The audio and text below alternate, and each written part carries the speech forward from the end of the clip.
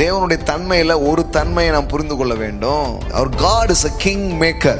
யோசேப்பு பாருங்க, அவன் சிறையிலிருந்து சிங்காசனம் சென்ற ஒரு நபர் தான். தானியேல் யாரு? ஒரு அடிமையாக கொண்டு போகப்பட்டவன் தான் ராஜாவோடு கூட உயர்ந்த ஸ்தானங்களில் உட்காருகிறான். ஒரு அதிகாரம் தீர்வா இருக்கும் என்றால் நாம் இந்த கனவை நமக்குள்ளாகவும் பெறணும், நம்முடைய சந்ததிகளுக்குள்ளாகவும் விதைக்க வேண்டும். தேவன் தான் ஆளுகையை ஏற்படுத்துறார் அப்படின்னு சொன்னா ஏன் வேற யாரெல்லாமோ ஆண்டுகிட்டு இருக்கிறாங்க அப்படின்னு கேக்குறாங்க. ஒரு கவுன்சிலரா, ஒரு எம்எல்ஏயா, ஒரு எம்பியா, ஒரு ஐபிஎஸ்ஆ, ஐஏஎஸ்ஆ, ஐஎஃப்எஸ்ஆ, அரசில் உயர்ந்த பதவிகளுக்கெல்லாம் வர முடியுங்கிற விதைகளை நாம் போட தவறி இருக்கிறோம் பாருங்க. யோசேப்பு போன்றவர்கள் அப்படிப்பட்ட கனவை தேவன் அவனுக்குள்ள போட்டதுனாலதான் ஒரு நேரத்துல தேசம் அழிவை, பஞ்சத்தை சந்தித்து கொண்டிருந்த நேரத்திலே அவர்கள் தீர்வுகளாக மாறினார்கள். இல்லங்க அவங்க இருந்தா முடியாது, இல்ல இவங்க இருந்தா முடியும், இதெல்லாம் தடை, அப்படிலாம் கிடையாது. தேவனுடைய கரம் ஆளுகையை ஒரு மனிதனுக்கு தருகிறது. தேவன் படைத்த ஒவ்வொரு படைப்புகளுக்கும் ஆளுகை என்ன பண்றாரு? கொடுக்கிறார். அனிமல்ஸ் கிங்டம்ஸ்ல லயன் எப்படி ஒரு காட்டே ஆளக்கூடிய ஒரு தன்மையுள்ளதாக அது இருக்கு. எல்லாத்துக்கும் ஒரு ஆளுகையை வைத்தா கூட எல்லாத்துக்கும் மேல ஆளுகையையும் அதிகாரத்தையும் செலுத்தும்படிக்காக தேவன் மனிதனுக்கு கொடுக்கிறார். இந்த உலகத்தில் இருக்கிற நோய், தரித்திரம், பிசாஸ் எதுவும் ஒன்னு ஆளக்கூட, நீ தான் எல்லாத்தையும் ஆளணும். கடவுளுடைய ஒரிஜினல் இமேஜ் பாருங்க. தேவன் தன் மக்களை அல்லது தன் சபையை ஆளுகை செய்யும்படிக்காக அவர் அழைத்திருக்கிறார். பதவிக்கான டிசையர், ஹை பொசிஷனுக்கான டிசையர்ஸ், லீடர்ஷிப்புக்கான டிசையர்ஸ் உங்களுக்குள்ள வரட்டும். அது தப்பான ஆசை கிடையாது. எல்லா அத்தாரிட்டிக்கு பின்னாடியும் யார் இருக்கிறார்? தேவன் இருக்கிறார். What is the purpose of leadership? What is the purpose of power and authority? To serve the people. ஜனங்களை விழுகிறதில்ல. உண்மையான அதிகாரம் ஜனங்களை விடுவிக்கும். மோசே தலைமையேற்ற போது 430 வருஷம் அடிமையா இருந்த ஜனங்களை விடுதலையாக்கி அவன் தேவன் வச்சிருந்த ஒரு டெஸ்டினியை நோக்கி ஜனங்களை அவன் கூட்டிட்டு போறான். That is a real leadership. நீங்க லீடர்ஷிப்க்கு வரணும். நீங்க தலைமைக்கும், நீங்க பதவிக்கும், நீங்க பொறுப்புக்கும் வரும் பொழுது நான் பெரிய ஆளுன்னு காட்டிக்கிறதுக்காக கிடையாது. ராஜா என்றால் பணிவிடை செய்வதற்கே அவன் ராஜா. இப்போ புதைக்க கூட வழி இல்லாம பெண் பிள்ளைகள் அவங்களோட தகப்பனாரெல்லாம் தூக்கிட்டு போறாங்க. ரொம்ப வலி, ரொம்ப வேதனைகள். ஆனா சம்பவத்தெல்லாம் என்ன பண்ற பார்க்கணும். இது கேட்கும் போது அப்படியே உட்கார்ந்துடக்கூடாது குழுந்து. உங்களுக்குள்ள ஏதோ ஒண்ணு பண்ணுதுன்னா ஆண்டவர் உங்ககிட்ட பேசுறாருன்னு அர்த்தம். ஒரு முடிவுகளை எடுக்கணும் அப்படின்னு அர்த்தம். The call for the leadership, தலைமைத்துவத்திற்கான ஒரு அழைப்பு கொடுக்கப்படுகிறது. ஒரு ரியல் லீடர்ஷிப்ஸ் வரும் பொழுது அவங்க ஒரு சிட்டியே பில்ட் பண்றாங்க. ஒரு தகப்பனும் ஒரு தலைவனும் ஒரு மெய்ப்பனும் எழும்பும் பொழுது அது போல ஒரு சமூகத்துக்கு பெரிய ஆசீர்வாதம் எதுவுமே இல்லை பாருங்க. நீங்களும் உங்கள் சந்ததியும் இந்த நேரத்தில் தீர்வுகளாய் இருக்க அழைக்கப்பட்டிருக்கிறீங்க. நீங்க எவ்வளவு தாழ்ந்த நிலையில இருந்தாலும் உங்களை கூட அவர் உயர்த்தி வைக்க முடியும். ஒரு அதிகாரியாக, ஒரு அதிபதியாக அவர் வைக்க வல்லவராக, உண்மை உள்ளவராக அவர் இருக்கிறார். நீங்க ஆட்சிக்கு வந்தவங்களுக்கு ஒரு பிரசங்கம் கேட்கணும், இதை ஃபார்வர்ட் பண்ணி கேட்க வைக்க.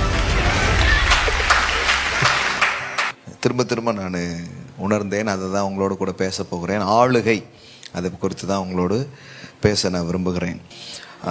ஏற்கனவே 1ஆம் தேதி ஆராதனையில் பார்த்தீங்கன்னா நாம் அதிகாரத்தை குறித்து நாம் பேசினோம். அத்தாரிட்டி பற்றி பேசினோம். த மந்த் ஆஃப் அத்தாரிட்டி அப்படின்னு பேசினோம். ஸோ சத்ருவின் சகல வலிமைகளை மேற்கொள்ள நான் உங்களுக்கு அதிகாரம் கொடுத்தேன், அவைகளில் ஒன்றும் உங்களை சேதப்படுத்துவது இல்லை. த ஸ்பிரிச்சுவல் அத்தாரிட்டி ஒவ்வொரு விசுவாசிக்கும் தேவன் கொடுக்கிறார். அதிகாரத்தின் ஒரு மாதமாக இருக்கும். கெஞ்சற மாதமோ ஐயோன்னு பயந்துட்டு இருக்கிற ஒரு மாதமோ அல்ல. தேவன் உங்களுக்கு கொடுத்திருக்கிற ஆவிக்குரிய அதிகாரத்தை நீங்கள் பயன்படுத்துகிற ஒரு மாதமாக அது இருக்கிறது. ஸோ அதை தொடர்ந்து தான் நாம் இதையும் என்ன பண்ண போகிறோம், பேச போகிறோம்.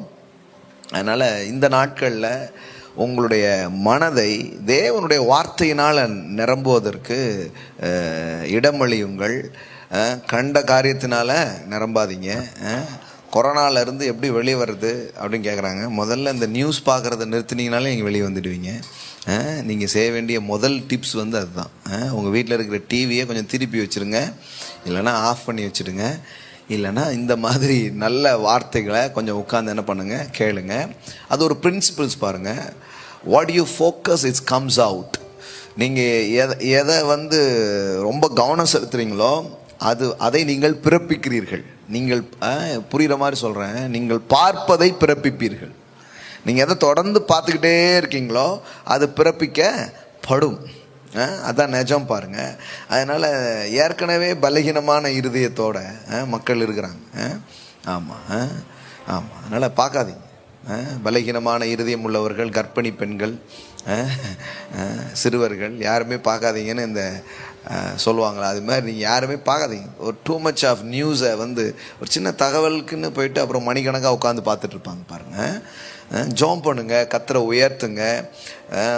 விசுவாசத்தையும் ஜீவனையும் உங்களுக்குள்ளே பெருக பண்ணக்கூடிய சத்தியங்களை என்ன பண்ணுங்க, இந்த நாட்களில் நிறைய கேளுங்க. Faith cometh by hearing. ரோமர் 10:17 வாசிக்கிறோம், விசுவாசம் கேள்வியினால் வருகிறது. Faith cometh by hearing and hearing by the word of God. கடவுளுடைய வார்த்தையை நீங்கள் கேட்க கேட்க உங்களுக்குள் விசுவாசம் வர ஆரம்பிக்கும். உங்கள் விசுவாசமே இந்த உலகத்தை ஜெயிக்கிற ஜெயமாய் அது இருக்கிறது. ஆனால் இன்னொன்று உங்களுக்கு சொல்ல விரும்புகிறேன். Fear is cometh by hearing and hearing by the news and hearing by the devil's voice. பயமும் அப்படிதான் ஃபார்ம் ஆகுது. நீங்கள் ஒரு துட்செய்தியை திருப்பி திருப்பி கேட்டு கேட்டு கேட்டு கேட்டு அதனால் நிரம்புனீங்கன்னா பயம் உங்களுக்குள்ளே உருவாகும். அதனால் நீங்கள் எதில் உங்கள் மனதை, எப்போவுமே நான் சொல்லுவேன், your conscious is your realities. ரியாலிட்டின்ட்டு ஒன்றும் இல்லை, நீங்கள் எதை உங்கள் கான்சியஸில் வைக்கிறீங்களோ அதுதான் உங்கள் வாழ்க்கையில் ரியாலிட்டியாக மாற ஆரம்பிக்கும். So don't focus bad news, negative things. இதெல்லாம் நாம் மறுக்கவில்லை, ஆனால் அதை மனதில் நாம் வைக்க வேண்டியதில்லை. சும்மா கோலியாத்து பேசுகிறதையே கேட்டுட்டு இருக்கக்கூடாது. பாருங்களேன், தாவீது மாதிரி எழுந்து நின்று நீங்கள் பேசணும்.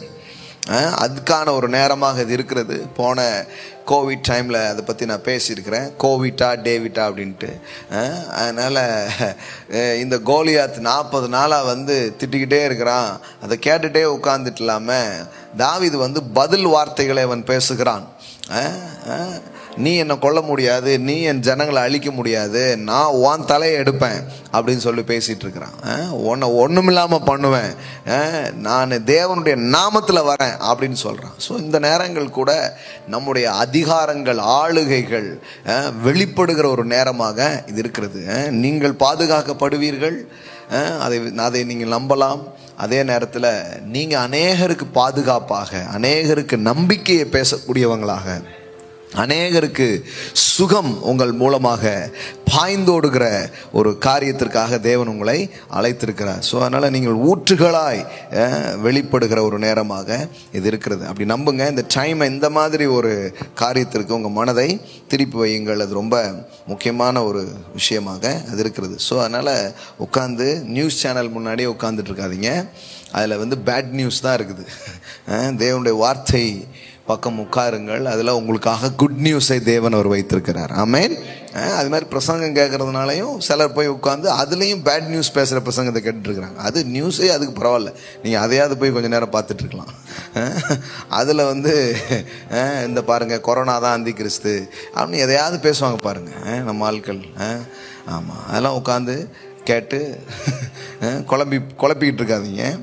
நல்ல ஜீவனையும் நம்பிக்கையும் என்ன பண்ண ஆரம்பிங்க, கேட்க ஆரம்பிங்க. ஸோ இன்றைக்கு இந்த ஆளுகை பற்றி இன்னைக்கு காலையில் நம்ம பேச போகிறோம்.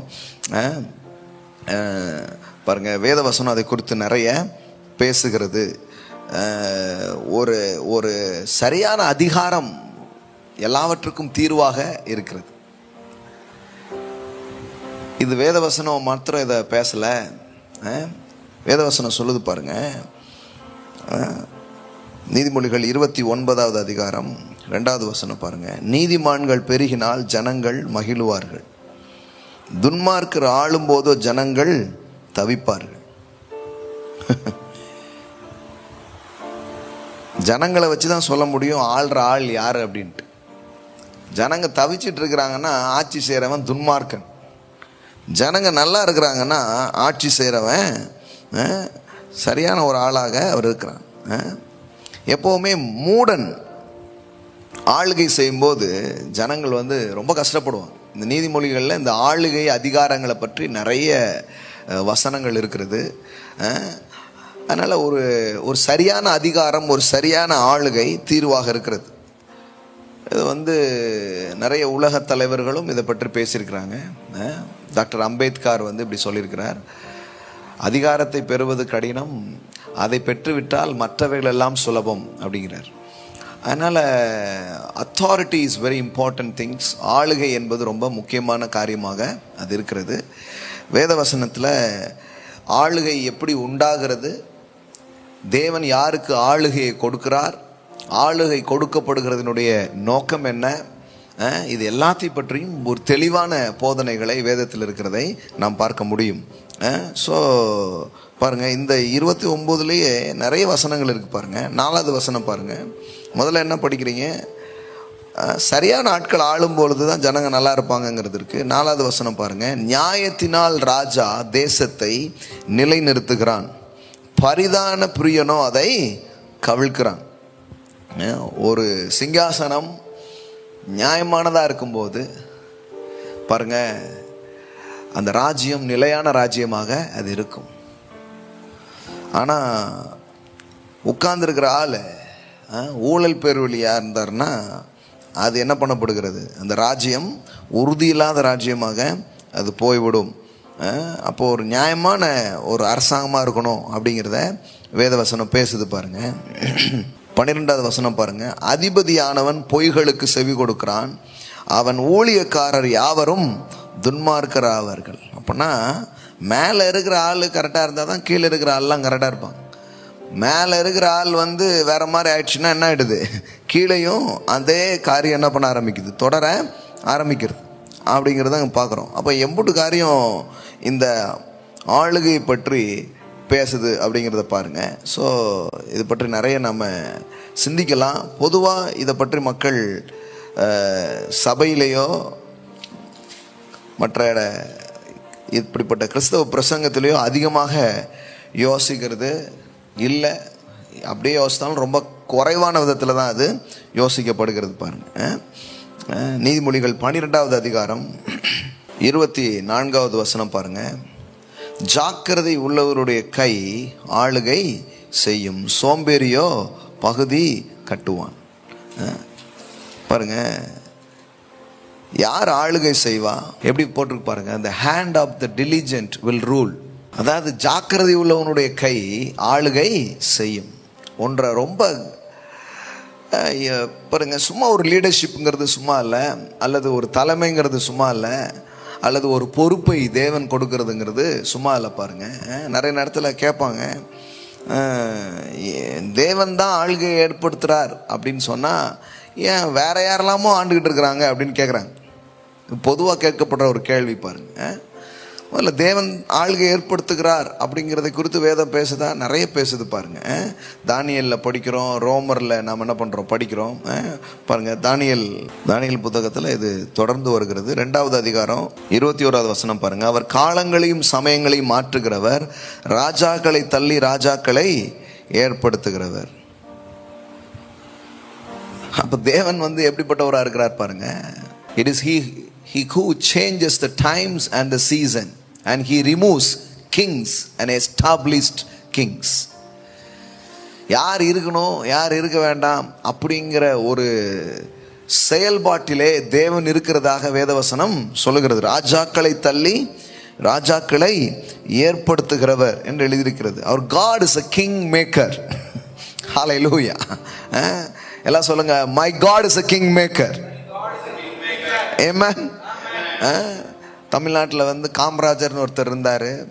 அவரை வந்து பொதுவாக அப்படி சொல்லுவாங்க, the man of king maker அப்படின்ட்டு. ஏன்னா மத்தியில் யார் வரணுங்கிறத அவர் வாழ்ந்த டைமில் அவர் முடிவு செய்யக்கூடிய ஒரு செல்வாக்கு மிக்க தலைவராக அவர் இருந்தார். அதனால் பொதுவாக அவரை பார்த்து சொல்லும்போது என்ன சொல்லுவாங்கன்னா, கிங் மேக்கர் அப்படின்ட்டு. நான் சொல்கிறேன், நம்முடைய கர்த்தரும் கிங் மேக்கராக இருக்கிறார். ஆமென். He is a king maker. அவர் பாருங்க, அப்புறம் ஒரு நாள் அவரே தோற்கடிச்சிட்டாங்க அந்த கிங் மேக்கரை. அதான் வரலாறு பாருங்க. அப்போ அந்த மாதிரி காமராஜரே என்ன பண்ணிட்டாங்க, தோக்கடிச்சிட்டாங்க. ஆனால் தேவன் வந்து தேவனுடைய தன்மையில் ஒரு தன்மையை நாம் புரிந்து கொள்ள வேண்டும். நம்முடைய தேவன் வந்து குணமாக்குகிறவர், விடுவிக்கிறவர், வந்து மன்னிக்கிறவர், இப்படியே மாத்திரம் படிச்சுட்டே போகக்கூடாது பாருங்க. தேவனுடைய கேரக்டர்ஸை குறித்த சரியான வெளிப்பாடுகள் வரும்பொழுது தான் நம்முடைய விசுவாசமும் நம்ம வாழ்க்கையின் காரியங்களும் அதை வைத்து தான் முடிவு செய்யப்படுகிறது. அப்போ கரெக்டாக புரிஞ்சுக்கணும், நம்முடைய தேவன் எப்படிப்பட்டவராக இருக்கிறார்னா, ராஜாக்களை தள்ளி ராஜாக்களை ஏற்படுத்துகிறவராக அவர் இருக்கிறார். இதே தானியேல்ல இன்னும் நம்ம படிக்கிறோம். உன்னதமானவர் என்ன பண்ணுறாரு, ராஜ்யத்தை இல்லை யாருக்கு கொடுக்கணுமோ அவங்களுக்கு என்ன பண்ணுறாரா அதை கொடுக்குறார். ஆள்கைகளை ஏற்படுத்துகிற தேவனாக அவர் இருக்கிறார் பாருங்க. யாருக்கு அதை தரணும்னு நினைக்கிறாரோ அவருக்கு சித்தமானவர்களுக்கு அதை அவர் என்ன பண்ணுறாரா, கொடுக்குறாராம். யாரை உட்கார வைக்கணும் அப்படிங்கிறதுல தேவன் என்ன பண்ணுறாரு, உறுதியாக இருக்கிறாரு. அப்போ அந்த மாதிரி ஒரு ஆட்சி மாற்றம், ஒரு ராஜ்ய மாற்றத்தை தேவன் என்ன பண்ணுறாரு, செய்கிறார். இதை நம்ம பார்க்கும்போது, அதாவது தானியேல் 4:17 பாருங்க. உன்னதமானவர் மனுஷனுடைய ராஜ்யத்தில் ஆளுகை செய்து தமக்கு சித்தமானவனுக்கு அதை கொடுத்து, பாருங்க எப்படி சொல்லியிருக்கு பாருங்க. தேவன் வந்து பரலோகத்திலே உட்கார்ந்துட்டு இருக்கிறாரு சும்மா அப்படின்ட்டு வேதவசனம் சொல்லலை. தேவன் வந்து மனிதனுடைய இந்த ராஜ்யத்துக்குள்ளே அவர் இப்பொழுதும் செயல்படுகிற ஒரு தேவனாக அவர் இருக்கிறார். மனுஷனுடைய ராஜ்யத்தில் ஆளுகை செய்து, எல்லாம் சொல்லாமா, மனுஷனுடைய ராஜ்யத்தில் ஆளுகை செய்து. ஸோ தேவன் வந்து ஏதோ கொடுத்துட்டு அப்படியே போயிடல, அவர் மனுஷனோடு கூட சேர்ந்து ஆளுகையை செய்கிற தேவனாக இருக்கிறார். ஆளுகை செய்து தமக்கு சித்தமானவனுக்கு அதை கொடுத்து, மனுஷரில் தாழ்ந்தவனையும் அதன் மேல் அதிகாரி ஆக்குகிறவர் என்று நர ஜீவன்கள் அறியும்படிக்கு காவலாளரின் தீர்ப்பினால் இந்த காரியமும் பரிசுத்தவான்களின் மொழியினால் இந்த விசாரணையும் தீர்மானிக்கப்பட்டது என்றான். ஆமென். எப்படி பாருங்க, கடவுள் கொடுக்கணும்னா யாரை வேணாலும் உயர்த்தி வைக்க முடியுமா? ஆளுகையில், அதிகாரங்களில், தலைமைத்துவத்தில் வைக்க முடியும். சில நேரத்தில் மக்கள் நினைக்கிறாங்க அப்படிலாம் இல்லைங்க, நம்மலாம் வந்து ஆட்சி அதிகாரம் அல்லது ஆளுகை தலைமைத்துவம், நான் சொல்லும்போது ஒரு ஒரு ஒரு முதலமைச்சராக இருக்கிறத பற்றி மட்டும் யோசிக்காதீங்க. ஒரு கம்பெனியில் ஒரு முதன்மை இடத்துக்கு நீங்கள் வர்றதா இருக்கலாம். Any kind of rulership or leadership. So ஒரு பிஸ்னஸ் வேர்ல்டில் அது இருக்கலாம், எதுலேயும் வேணாலும் இருக்கலாம். அப்படி கஷ்டம் நீங்கள் நினச்சிட்டு உட்கார்ந்து இருக்க வேண்டியதில்லை. ஏன்னா வேதவசனம் சொல்லுகிறது, மனுஷரில் தாழ்ந்தவனையும் அதன் மேல் அதிகாரி ஆக்குகிறார். What a message. ஆமென். எல்லாம் சொல்லுங்க, மனுஷரில் தாழ்ந்தவனையும் அதன் மேல் அதிகாரி ஆக்குகிறார். இவன் தான் வர முடியும், இவங்க தான் வர முடியும் அப்படின்னு நீங்க யோசிச்சுட்டு உட்காரக்கூடாது. தேவனுடைய வார்த்தையின் அடிப்படையில் யோசிக்கணும். தேவனுக்கு சித்தமானால் அல்லது தேவன் என்னை அப்படிப்பட்ட காரியத்திற்காக அழைப்பாரனால், நீங்க எவ்வளவு தாழ்ந்த நிலையில் இருந்தாலும் உங்களை கூட அவர் உயர்த்தி வைக்க முடியும். ஒரு அதிகாரியாக, ஒரு அதிபதியாக அவர் வைக்க வல்லவராக, உண்மை உள்ளவராக அவர் இருக்கிறார். ஆமென். அதனாலதான் பிரசங்கில நாம் படிக்கிறோம், ராஜாங்கத்தில் பிறந்து ஏழை ஆவாரும் உண்டு, சிறைச்சாலையில் பிறந்து சிறைச்சாலையில் இருந்து அரசால புறப்படுவாரும் உண்டு. ராஜா குடும்பத்தில் பிறந்து கூட ஏழையா போறதுக்கு வாய்ப்பு இருக்கு. அதே நேரத்தில் சிறையில் இருந்து கூட சிங்காசனம் செல்ல வாய்ப்பு இருக்கிறது. ஆமென். நல்ல நல்ல குடும்பத்தில், நல்ல நல்ல பெரிய பெரிய பின்னணியில், நல்ல ஒரு பேக்ரவுண்ட் இருந்து கூட உருப்படாமல் போனவங்க நிறைய பேர் இருக்கிறாங்க. ஆனால் சிலருக்கு பார்த்தீங்கன்னா ஒரு பெரிய பேக்ரவுண்டோ ஒரு பெரிய பின்னணியோ அவங்களுக்கு கிடையாது. ஆனால் வாழ்க்கையில் பாருங்கள் உயர்ந்து வந்திருப்பாங்க. யோசேப்பு பாருங்கள், அவன் சிறையிலிருந்து சிங்காசனம் சென்ற ஒரு நபர் தான். ஆமென். ஏன் நம்ம தானியேல் படிக்கிறோம், தானியேல் யாரு? ஒரு அடிமையாக கொண்டு போகப்பட்டவன் தான். ராஜாவோடு கூட உயர்ந்த ஸ்தானங்களில் அவன் என்ன பண்றான், உட்காருகிறான். இதெல்லாம் தியானிக்கணும் இந்த நாட்களிலே. ஒரு அதிகாரம் தீர்வாக இருக்கும் என்றால், அல்லது ஒரு தலைமை பல தீர்வுகளை கொண்டு வர முடியும் என்றால், நாம் இந்த கனவை நமக்குள்ளாகவும் பெறணும், நம்முடைய சந்ததிகளுக்குள்ளாகவும் விதைக்க வேண்டும். ஆட்சிக்கும் அதிகாரங்களுக்கும் தலைமைத்துவத்திற்கும் மான விதைகளை நமக்குள் நாம் சுமக்கிறது மட்டுமல்லாமல் நம் தலைமுறைக்குள்ளாகவும் அதை ஊற்றும்படியாக இந்த நாளையில மீண்டும் ஒரு நினைப்பூட்டுதலை தேவன் செய்கிறார். இவங்க தான் வர முடியும் நினைக்காதீங்க, கர்த்தர் கொண்டு வர முடியும் யாரையும். ஆமென். ஆடு மேய்த்தவனை அரசனாக்கி இருக்கிறார். ஹல்லேலூயா, ஹல்லேலூயா. ஏன் நிறைய நேரத்தில் தேவனுடைய பிள்ளைகள் இப்படிப்பட்ட ஆட்சி அதிகாரங்கள் அல்லது தலைமை காரியங்கள் உயர்ந்த நிலைகளுக்குள்ள வராமல் போகிறாங்கன்னா, முதல்ல இது கடவுளுடைய சித்தம், கடவுள் இப்படிலாம் ஒன்றை வைத்திருக்கிறார் அப்படிங்கிற ஒரு செய்தியோ அல்லது அதற்கான புரிதலோ உண்டாகவே இல்லை. கேள்விப்படாவிட்டால் எப்படி விசுவாசிப்பார்கள்? விசுவாசிக்காவிட்டால் எப்படி அதை அனுபவிப்பார்கள்? இதுதான் பிரின்சிபிள்ஸ், கடவுளுடைய பிரின்சிபிள் இதுதான். இதை சொன்னதே கிடையாது. நீலாம் அப்படி வர முடியும், ஒரு கவுன்சிலரா, ஒரு எம்எல்ஏயா, ஒரு எம்பியா, ஒரு தொழில் அதிபரா, ஒரு முக்கியமான ஒரு ஐபிஎஸ்ஸா, ஐஏஎஸ்ஸா, ஐஎஃப்எஸ்ஸா, ஒரு டிஸ்ட்ரிக்ட் உடைய முக்கியமான மேயர்ஸா, நிர்வாகிகளா, அரசில் உயர்ந்த பதவிகளுக்கெல்லாம் வர முடியுங்கிற விதைகளை நாம் போட தவறி இருக்கிறோம் பாருங்க. ஆனால் அது போடணும், அது ரொம்ப அவசியம். ஏன்னா யோசேப்பு போன்றவர்கள் அப்படிப்பட்ட கனவை தேவன் அவனுக்குள்ள போட்டதுனால தான் ஒரு நேரத்தில் தேசம் அழிவை, பஞ்சத்தை சந்தித்து கொண்டிருந்த நேரத்தில் அவர்கள் தீர்வுகளாக மாறினார்கள். நான் சொல்றேன், நீங்களும் உங்கள் சந்ததியும் இந்த நேரத்தில் தீர்வுகளாக இருக்க அழைக்கப்பட்டிருக்கிறீர்கள். இது நீங்கள் பதில் தேடும் நேரம் அல்ல, இது நீங்கள் பதில் சொல்லும் நேரமாக இருக்கிறது. ஆமென். இதை பார்த்துட்டு இருக்கிறவங்களுக்கு நான் சொல்றேன், பதில நீங்க தேடுற நேரம் அல்ல, இது பதில் சொல்லுகிற ஒரு நேரமாக இருக்கிறது. ஒரு சொல்யூஷனாக கடவுள் உங்களை அழைக்கிறார், ஒரு தீர்வாக தேவன் உங்களை அழைக்கிறார். அப்ப தானியேல் ஒரு அடிமையா போறான், அவன் கூட ஒரு உயர்ந்த இடத்துல கடவுள் அவனை உட்கார வைக்கிறாரு. ராஜாக்கள் மாறி ராஜாக்கள் வந்துகிட்டு இருக்கிறாங்க. ஆனாலும் வேதவசனம் சொல்லுது பாருங்க, தானியேல் 8வது அதிகாரம் 28வது வசனம் பாருங்க. தரியுவின் ராஜ்யபார காலத்திலும் பெர்சியனாகிய கோரேசனுடைய ராஜ்யபார காலத்திலும் தானியேலின் காரியம் ஜெயமாய் இருந்தது. இவங்கெல்லாம் ராஜாக்கள் பாருங்க. பெர்சிய ராஜ்யம்,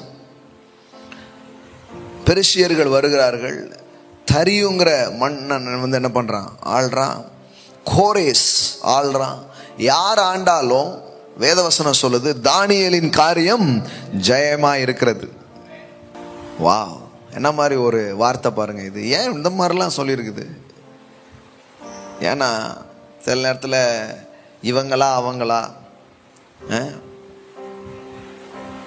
இப்போ குறிப்பிட்ட கட்சி இல்லை இது அதுதான் அப்படின்ட்டு யோசிச்சுட்டு இருக்காம, முதல்ல நீங்க புரிஞ்சு கொள்ள வேண்டியது என்னன்னா, உங்களை ஆளுகிற ஒரு ராஜன் ஒருவர் இருக்கிறார். நீங்கள் தேவனுடைய ராஜ்யத்தில் நீங்கள் இருக்கிறீர்கள். இந்த பூமியில் நடக்கக்கூடிய இந்த காரியங்கள் எல்லாம் மீறி ஒரு காரியம் உங்களுக்கு நடக்க ஆரம்பிக்கும். ஆமென். இது நீங்க நம்புங்க. தானியேலின் காரியம் ஜெயமா இருக்கிறது. அதிமுகவா திமுகவா எந்த இதுனாலும் உங்கள் காரியம் ஜெயமா இருக்கும். அதை நம்புங்க. ஏன்னா அப்படிதான் வேதவசனம் சொல்லுது. ஒரு ஆட்சி போய் ஒரு ஆட்சி வருது, ஒரு மன்னன் போய் இன்னொரு மன்னன் வரான். ஆனா அடிமையாய் போன இந்த தானியேல் அவனுடைய நண்பர்கள் உயர்ந்த ஸ்தானத்திலே வைக்கப்படுகிறதை வேதவசனம் சொல்லுகிறது. அவன் மாத்திரமல்ல, அவனுடைய நண்பர்களை தேவன் உயர்ந்த இடத்திலே வைத்தார். பாருங்க, தானியேல் 3வது அதிகாரம் பாருங்க. 3வது அதிகாரம் 30வது வசனம். பின்பு ராஜா சாத்ரேக் மேஷாக் ஆபேத்நேகோ என்பவர்களை பாபிலோன் தேசத்திலே உயர்த்தினான். உயர்ந்த இடத்துல என்ன பண்றாங்க? வைக்கிறாங்க. அடிமையா போனவங்களெல்லாம் கர்த்தர் எடுத்து உயர்ந்த இடத்துல என்ன பண்றாரு? வைக்கிறார். இப்போ இது எல்லாத்தையும் மெடிடேட் பண்ணுங்க, இதெல்லாம் தியானிச்சு பாருங்க. இல்லைங்க அவங்க இருந்தா முடியாது, இல்லை இவங்க இருந்தா முடியும், இதெல்லாம் தடை, அப்படிலாம் கிடையாது. தேவனுடைய கரம் ஆளுகை ஒரு மனிதனுக்கு தருகிறது. கர்த்தரே ஒரு மனுஷனை சிங்காசனத்துல உட்கார வைக்கிறார். வேதவசனம் சொல்லுது, ஐஸ்வர்யமும் கனமும் உம்மாலே வருகிறது, எந்த மனிதனையும் மேன்மைப்படுத்த பலப்படுத்த உம்மாலே ஆகும். வேதவசனம் முழுவதும் பாருங்க. விற்கப்பட்ட யோசேப்பை தேவன் அதிபதியா உட்கார வைக்கிறாரு.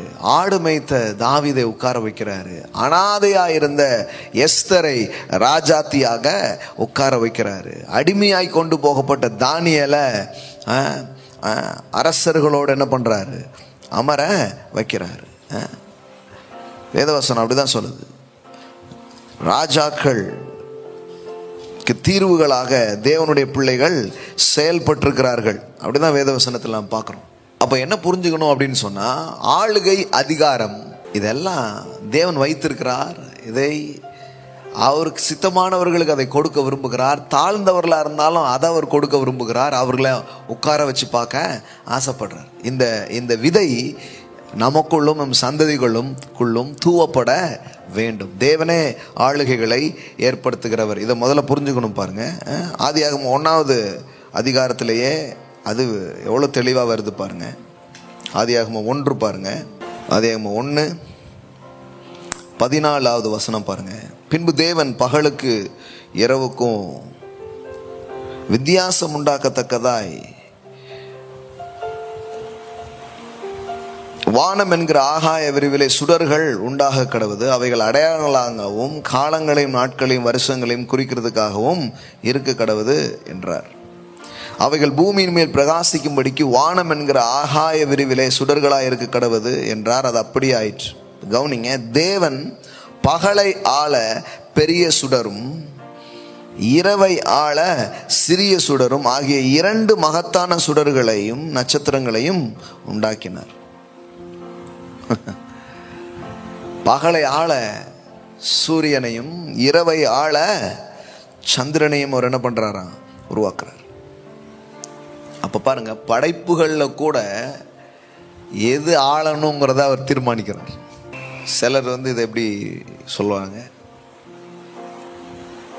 இந்த ஆணை பெண்களை எப்பவுமே நிலாவுக்கு ஒப்பிடுவாங்கல்ல, அதனால பகலெல்லாம் இவர் ஆட்சி, இரவெல்லாம் அவங்க ஆட்சி அப்படிங்கிறாங்க.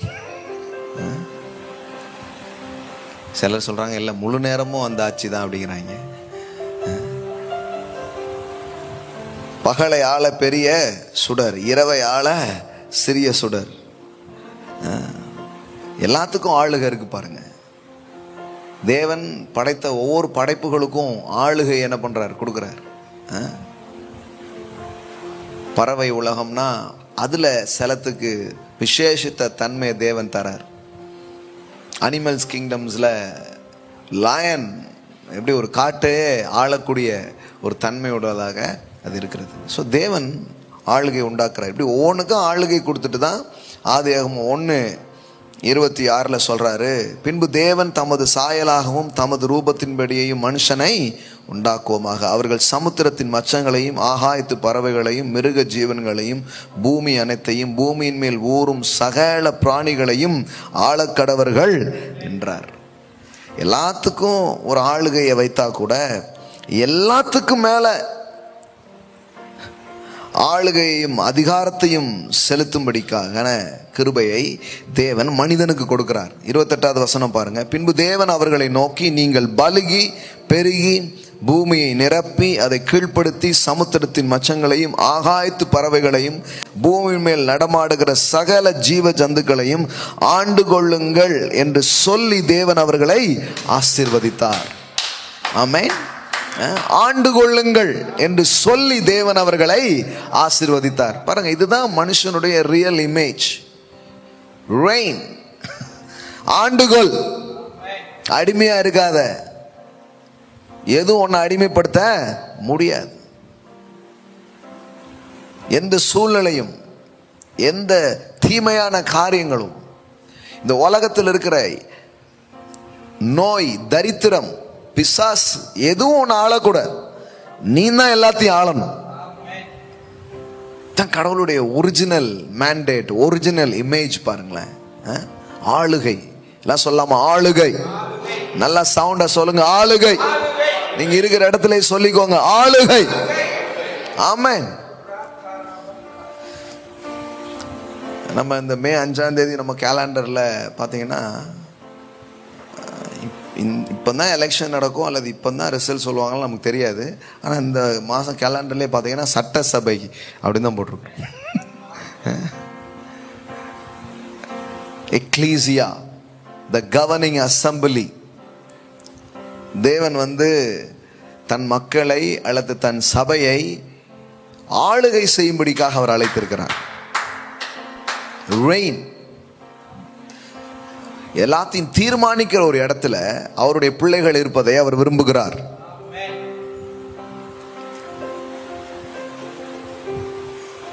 ஜாக்கிரதை உள்ளவருடைய கை ஆளுகை செய்யும். நான் சொல்றேன், இந்த நாள்ல இருந்து இந்த டிசையர் உங்களுக்குள்ள வரட்டும். பதவிக்கான டிசையர், ஹை பொசிஷனுக்கான டிசையர்ஸ், லீடர்ஷிப்புக்கான டிசையர்ஸ், நல்ல நல்ல பொறுப்புகளில் போய் அமர்வதற்கான டிசையர்ஸ் உங்களுக்குள்ள வரட்டும். அது தப்பான ஆசை கிடையாது. சில சொல்லுவாங்க பதவி ஆசை. அல்ல, பதவி. இப்போ பாருங்கள், நம்ம ஆள்கள் பண ஆசை எப்படி தப்புனாங்களோ அது மாதிரி இதையும் அப்படியே சொல்லிட்டாங்க. பண ஆசையே இல்லைங்க, பணத்தை பயன்படுத்தும்படி கடவுள் நம்மளை அழைக்கிறார். அது மாதிரி பதவியும் கூட தப்பானது கிடையாது. ஏன்னா ஆளுகையை எதிர்த்து இயேசு பேசவில்லை, அல்லது ஆளுகையை எதிர்த்து வேதவசனம் சொல்லவில்லை. நியாயமான சரியான ஆளுகை ஏற்பட வேண்டும் என்று வேதவசனம் பேசுகிறது. ஆமென். அப்போ அப்படி சொல்லும்போது சிலர் அது ஒரு பெரிய சாக்கடைங்க அப்படிம்பாங்க. அரசியல் என்பது ஒரு சாக்கடை. சபை மட்டும் என்ன பூக்கடையா? இங்கேயும் நிறைய இருக்கு. அப்படி பார்த்தா எல்லா இடத்துலையும் தான் இருக்கு. அது ஒரு சாக்கடை, இது ஒரு பூக்கடைன்ட்டுலாம் பேசிட்டு இருக்க கூடாது. இறங்கி நீங்க கடையை போடணும், நீங்க நடைய போடணும். யார் தான் அப்போ சுத்தம் பண்றது? எப்படி தான் மாற்றங்கள் வர்றது?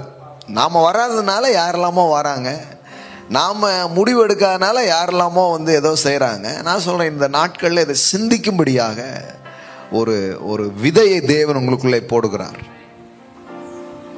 உங்க பிள்ளைங்களோட இதை பேசுங்க. நீ தான் ஜோசப், நீ தான் எஸ்தர், நீ தான் டேவிட்னு சொல்லுங்க. இந்தியா சுதந்திரம் அடைங்கிற அந்த நேரங்கள் ஒவ்வொரு மத பின்னணியிலும் இருக்கிறவர்கள் அரசியலில் பங்கேற்க வேண்டும் அப்படிங்கிற ஒரு காரியத்தை டாக்டர் அம்பேத்கர் பேசுறாரு. அப்போ குறிப்பா அவர் கிறிஸ்தவர்களுக்கு சொன்னார், நீங்க இதுல பங்கேற்கணும் அப்படின்னு சொல்லிட்டு. ஆனா அப்படி பங்கேற்க தவறும் பொழுது பின்னாட்களில் ஒரு பெரிய பாதிப்பு இருக்கும் அப்படின்னு சொன்னார். பாருங்க, இஸ்லாமியர்கள் கூட அதில் ரொம்ப கவனமாக இருந்து சில குறிப்பிட்ட சீட்ஸ் எல்லாம் அவங்க என்ன பண்ணுறாங்க, எடுத்திருக்காங்க. ஆனால் கிறிஸ்தவங்கள் சைடில் பார்த்தீங்கன்னா சுத்தமாக அது இல்லை. பாரு, சுத்தமாகவே இல்லை, சுத்தமாக இல்லை அப்படின்ட்டாங்க. பாருங்க, இதெல்லாம் கவனம் செலுத்தாதனால இன்னைக்கு பாருங்க, ஏதாவது ஒரு பிரச்சனைனா பேசுறதுக்கோ முன் நிற்கிறதுக்கோ ஆட்களோ யாரோ இல்லாமல் போயிடுறாங்க. அப்போ இதுக்கான விதைகளே போடப்படலை. பாருங்க, இதுக்கு எதிரான பிரசங்கம் தான் பண்ணிட்டு போயிட்டாங்க. ஆனால் பாருங்க, கர்த்தரே ஆளுகை ஏற்படுத்துகிறாருன்னு வேதவசனம் சொல்லுது. பாருங்க, இன்னும் நிறைய வசனங்கள் என்னால் உங்களுக்கு காட்ட முடியும். ரோமர்க்குள்ள நிருபம் பாருங்க, 13ஆம் அதிகாரம் பாருங்க. ஒபே த அத்தாரிட்டிஸ் அப்படிங்கிறார். அதாவது அதிகாரங்களுக்கு கீழ்ப்படிவதை பற்றி இந்த ரோமர் 13ஆம் அதிகாரத்தில் பேசுறார். Obey the leadership, obey the authority அப்படி சொல்றார். ஏன் அப்படி சொல்றாருன்னா, அதிகாரத்துக்கு நீ கீழ்ப்படுகிறது தேவனுக்கு கீழ்ப்படுகிறது அப்படிங்கிறாரு. ஏன்னா அதிகாரம் ஒன்றும் அந்த ஆள் ஏதோ அதிகாரி அப்படிலாம் இல்லை, அதிகாரங்கள் தேவனால உண்டாகுது. ஒரு பெற்றோருக்கு கீழ்ப்படினும் ரொம்ப அவசியம். கணவனுக்கு மனைவி கீழ்ப்படுகிறது ரொம்ப அவசியம். பெண்ணியம் பேசி நீயா நானா அப்படின்லாம் போயிட முடியாது. அதே மாதிரி மனைவி சொல்கிற சில நல்ல ஆலோசனைகளையும் கணவர் கேட்கணும். ஆனால் ஒரு புருஷன் மனைவிக்கு தலையாக இருக்கிறான் அப்படின்னு வேதவசனம் சொல்லுது. எப்படி கிறிஸ்து சபைக்கு தலையாக இருக்கிறாரோ அப்படின்னு சொல்லுது. முக்காவாசி பிரச்சனைக்கு பாருங்க இதுதான் காரணமாக இருக்கும். சரியோ தப்போ, obey the authority, obey the leadership. மீதி ஆண்டவர் பார்த்துப்பார். அப்போ அதை சொல்லும்போது எப்படி சொல்றாரு பாருங்க. இந்த 13ஆம் அதிகாரம் 1வது வசனம், எந்த மனுஷனும் மேலான அதிகாரம் உள்ளவர்களுக்கு கீழ்ப்படிய கடவன், ஏனென்றால் தேவனாலே அன்றி ஒரு அதிகாரமும் இல்லை. எவ்வளவு அழகா போட்டிருக்கு பாருங்க. எல்லா அத்தாரிட்டிக்கு பின்னாடியும் யார் இருக்கிறாரா? தேவன் இருக்கிறார். எப்படி வருது பாருங்க. Let every person be subject to the governing authorities, for there is no authority except from God, except from God, by His permission. பாருங்க, அவருடைய அனுமதியில தான், அவருடைய ஒரு வழி நடத்தல தான் அதிகாரங்கள் என்ன பண்ணிருக்குது, உண்டாயிருக்கிறது. அதனால தான் subject to the governing authorities, மேலான அதிகாரத்துக்கு என்ன பண்ணு, கீழ்ப்படி. கணவர்கள் கீழ்ப்படுகிறதுனால நீங்க ஒன்றும் பெரிய நஷ்டத்தை அடைய போறது கிடையாது. ஒரு தலைமைத்துவத்துக்கு கீழே இருக்கிறதுனால நீங்க ஏதோ கெட்டு போயிடுவீங்கிறது கிடையாது. ஏன்னா நீங்க என்ன பார்க்கணும்னா, தேவன் வைக்கிறார். தேவன் அதிகாரத்துக்கு பின்னாடி அவர் இருக்கிறார். ஒருவேளை அந்த அதிகாரம் துர்பிரயோகம் பண்ணப்படும்னா தேவன் உங்களை பாதுகாப்பார். உங்களுக்கு என்ன செய்யணுமோ அதை அவர் செய்வார். அது அவர் பொறுப்பு. அப்ப வேதவசனம் எப்படி சொல்லுது பாருங்க. தேவனாலே அன்றி ஒரு அதிகாரமும் இல்லை, உண்டாயிருக்கிற அதிகாரங்கள் தேவனாலே நியமிக்கப்பட்டிருக்கிறது. இன்னைக்கு இருக்கிற ஆட்சியும் அதிகாரத்தை பற்றி நான் பேசுகிறத நினச்சிக்காதீங்க. ஏன்னா இன்னைக்கு நான் பேசும்போது சில பேர் அப்படி கனெக்ட் பண்ணிட்டே யோசிப்பாங்க. அப்படியாயா, நீங்கள் இதுவா இதுவா இதுவா அப்படிங்கிறாங்க. அப்படிலாம் இல்லை. நான் பேசுறது அதுக்காக கர்த்தர் கிறிஸ்தவங்களை தான் தூக்கி வைப்பார் அப்படின்லாம் நான் சொல்ல மாட்டேன். கிறிஸ்தவங்க கையில் கொடுத்தா என்ன ஆகும்? ரொம்ப கஷ்டம். அப்படி சொல்ல வரல நான். சரியான நபரை கடவுள் தேடுறாரு, அவங்க கையில் கொடுக்குறாரு. இன்னும் சொல்ல போனால் இருக்கிறதுலேயே ஏதாவது பெட்டராக கிடைக்குமான்னு பார்த்து அவங்க கையில் கொடுத்துட்டு போயிடுறாரு. எத்தனை பேர் புரிச்சுன்னு தெரில. நல்லா கவனிங்க. சவுல் ஒன்றும் பெரிய சூப்பரான லீடர்ன்ட்டு இல்லை. அந்த கூட்டத்தில் பார்க்குறாரு யார் பெட்டராக இருக்கிறான்னு பார்த்தா இவன் ஒருத்தன் தான் கொஞ்சம் நெட்டையாக இருக்கான். உள்ளத்தில் தான் பெரிய வளர்ச்சி இல்லை. சரி உயரமாவது இருக்கிறான்னு சொல்லிட்டு அவனை யாரா வைக்கிறாரு, தலைவரா வைக்கிறார்.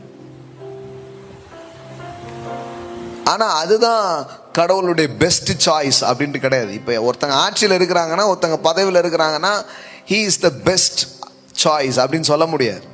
the God's best அப்படின்னு சொல்ல முடியாது. வாழ்க்கையில் கூட, நம்ம வாழ்க்கையில் கூட நிறைய காரியங்கள் நடக்குது, அதுதான் காட்ஸுடைய பெஸ்ட்னு சொல்ல முடியாது. நம்ம வாழ்க்கையில் தான் இருக்காங்க, எது நடந்ததோ கர்த்தருடைய சித்தம் அப்படிலாம் கிடையாது. பாருங்க, நீங்கள் ஆண்டவர்கிட்ட போய் கேட்டு பாருங்க, இதுதான் எனக்காக நீங்கள் வச்சிருக்கிற பெஸ்டான்னு கேட்டு பாருங்க. ஆண்டவர் அதை பற்றி உங்கள்கிட்ட பேசுவார். நடந்திருக்கிறதுனால அதான் பெஸ்ட்னு என்ன பண்ண முடியாது, சொல்ல முடியாது. பாருங்க, சவுல் தான் இருக்கிறதுல ஏதோ தேடிக்கிடி பார்த்து ஏதோ இதான் தேடி இருக்கு அப்படிங்கிற மாதிரி ஒருத்தனை என்ன பண்ணுறாரு, வைக்கிறார். ஆனால் அவர் ஒருத்தனுக்காக வெயிட் பண்ணிட்டு இருக்கிறாரு.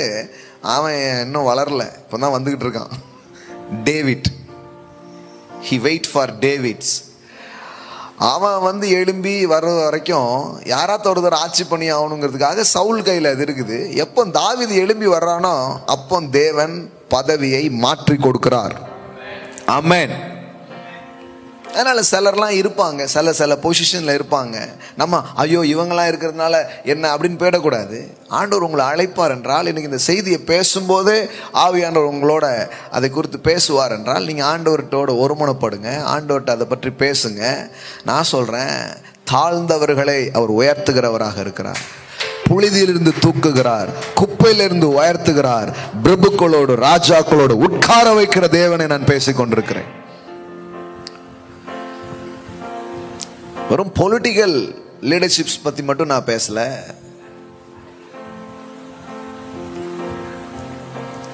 நாம இந்த 7 மவுண்டன் பத்தி பேசுறோம், 7 மலைகளை பற்றி பேசுகிறோம்.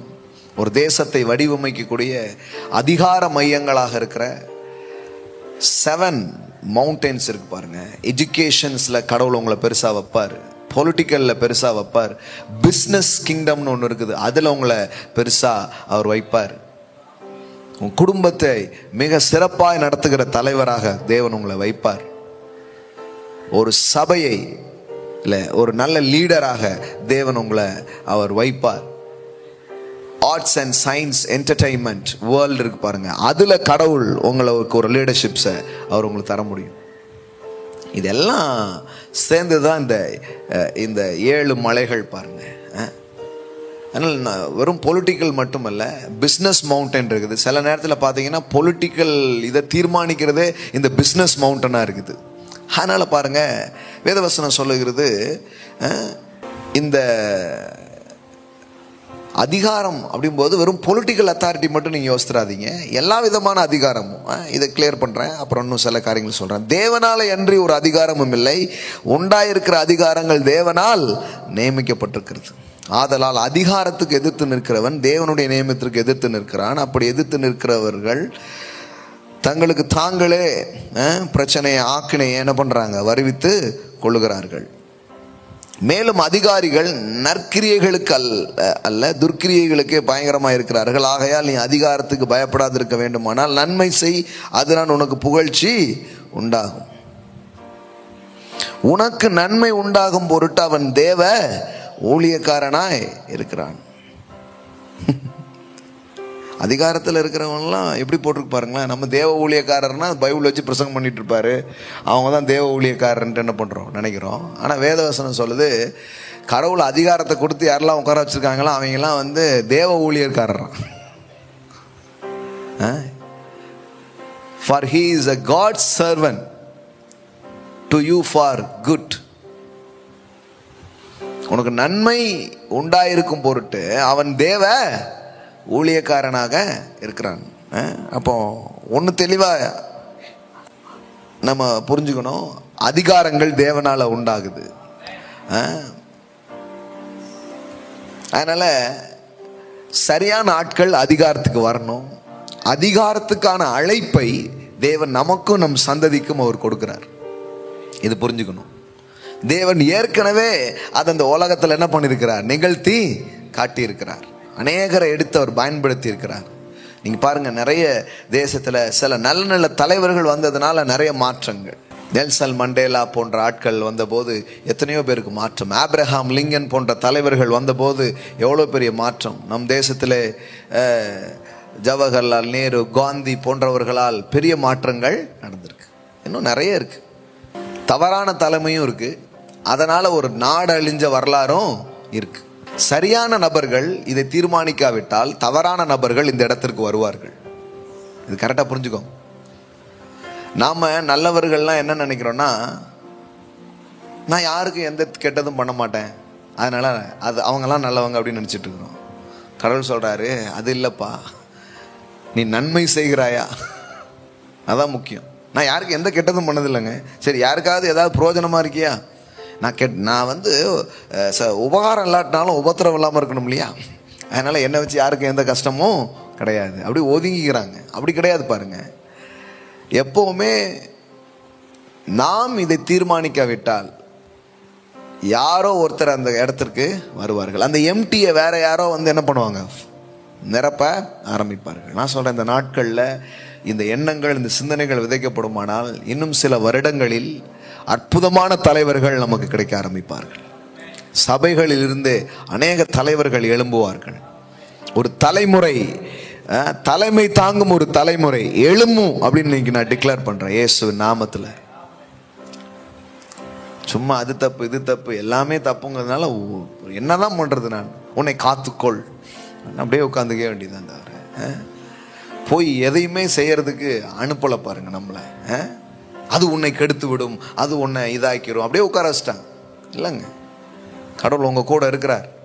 நீங்க போய் தொடும் பொழுது அது தூய்மையாய் மாறும். ஆசாரியன் தொடுவதெல்லாம் பரிசுத்தமாக மாறும். தேவன் உங்களை அனாயிண்ட் பண்ணி உங்களை அனுப்பும் பொழுது நீங்க போய் பெரிய காரியங்களை செய்ய முடியும். அப்போ அதிகாரத்தை கடவுள் தான் என்ன பண்றாரு? ஏற்படுத்துகிறார். ஆளுகை அதிகாரங்கள் அவரால் என்னப்படுகிறது? உண்டாக்கப்படுகிறது. இதை நாம் என்ன பண்ணணும்? சிந்திக்கணும். இன்னும் பாருங்க, இயேசு இதை பற்றி என்ன பேசுறாரு பாருங்க. மார்க் எழுதின சுவிசேஷம் பாருங்க, 10வது அதிகாரம் பாருங்க, 42. அப்பொழுது இயேசு அவர்களை கிட்ட வர செய்து புறஜாதியாருக்கு அதிகாரியாக எண்ணப்பட்டவர்கள் அவர்களை இருமாப்பாய் ஆளுகிறார்கள் என்றும், அவர்களில் பெரியவர்கள் அவர்கள் மேல் கடினமாய் அதிகாரம் செலுத்துகிறார் என்றும் நீங்கள் அறிந்திருக்கிறீர்களே. அன்னைக்கு இருக்கிற பொலிட்டிக்கல் சிச்சுவேஷனை இயேசு சொல்றாரு. அன்னைக்கு இருக்கிற அதிகாரம் என்ன செய்து கொண்டிருக்கிறது அப்படிங்கிறத இயேசு பேசுறாரு. என்ன பேசுறாரு? எப்பா, இந்த கொஞ்சம் பேர் அதிகாரிகள்னு இருக்கிறாங்க, அவங்க என்ன பண்றாங்க? இருமாப்பாய் என்ன பண்றார்கள்? ஜனங்களை ஆளுகை செய்கிறார்கள். ஜனங்களுக்கு ஒரு சர்வீஸ் மைண்டோட அவங்க இல்லை, மக்களுக்கு ஒரு சேவை மனதோடு அவர்கள் ஒன்றையுமே செய்யலை. அது மட்டும் இல்லை, அவர்களில் பெரியவர்கள் அவர்கள் மேல் கடினமாய் அதிகாரம் செலுத்துகிறார்கள் என்று நீங்கள் அறிந்திருக்கிறீர்களே. இப்படி சொல்லிட்டு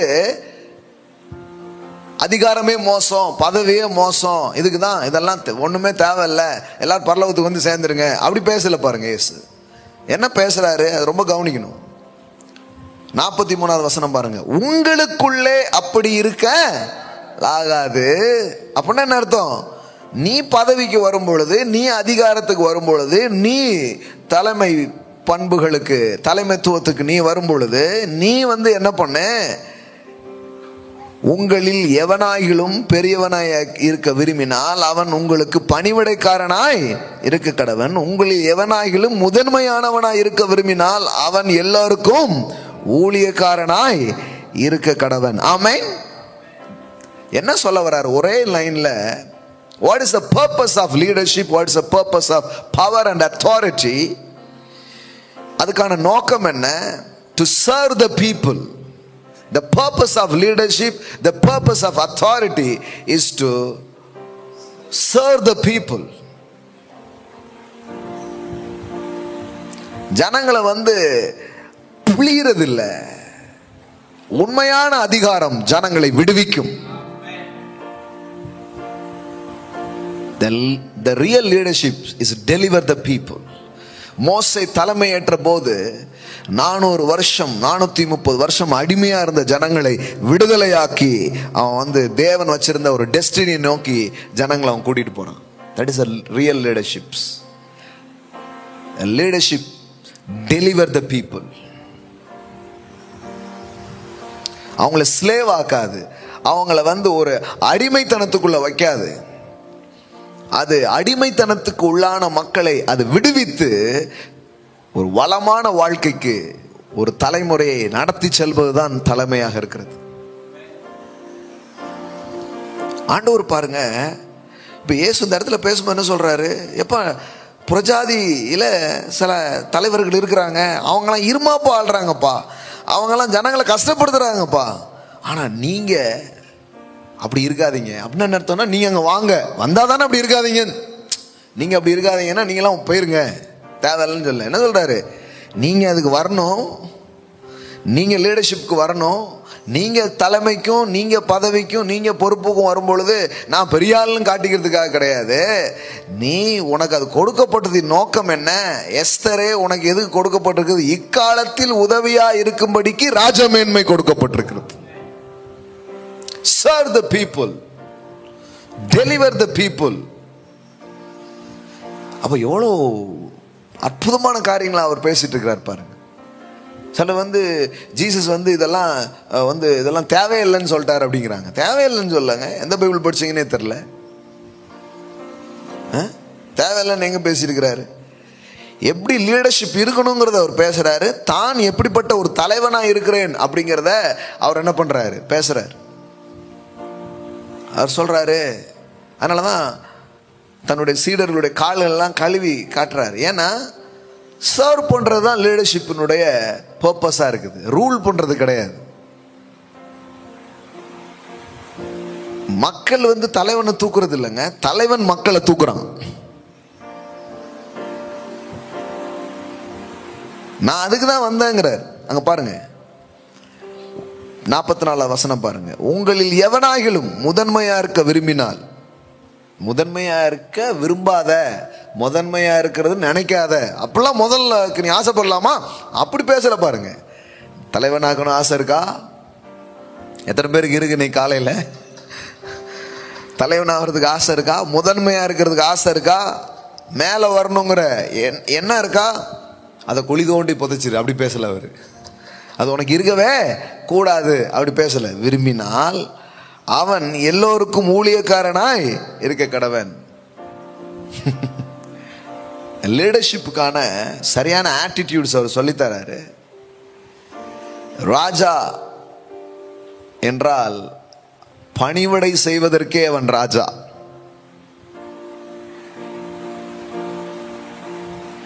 Serve the people. இன்னைக்கு ஆட்சிக்கு வந்தவங்களுக்கு ஒரு பிரசங்கம் கேட்கணும்னா இதை ஃபார்வர்ட் பண்ணி கேட்க வைங்க.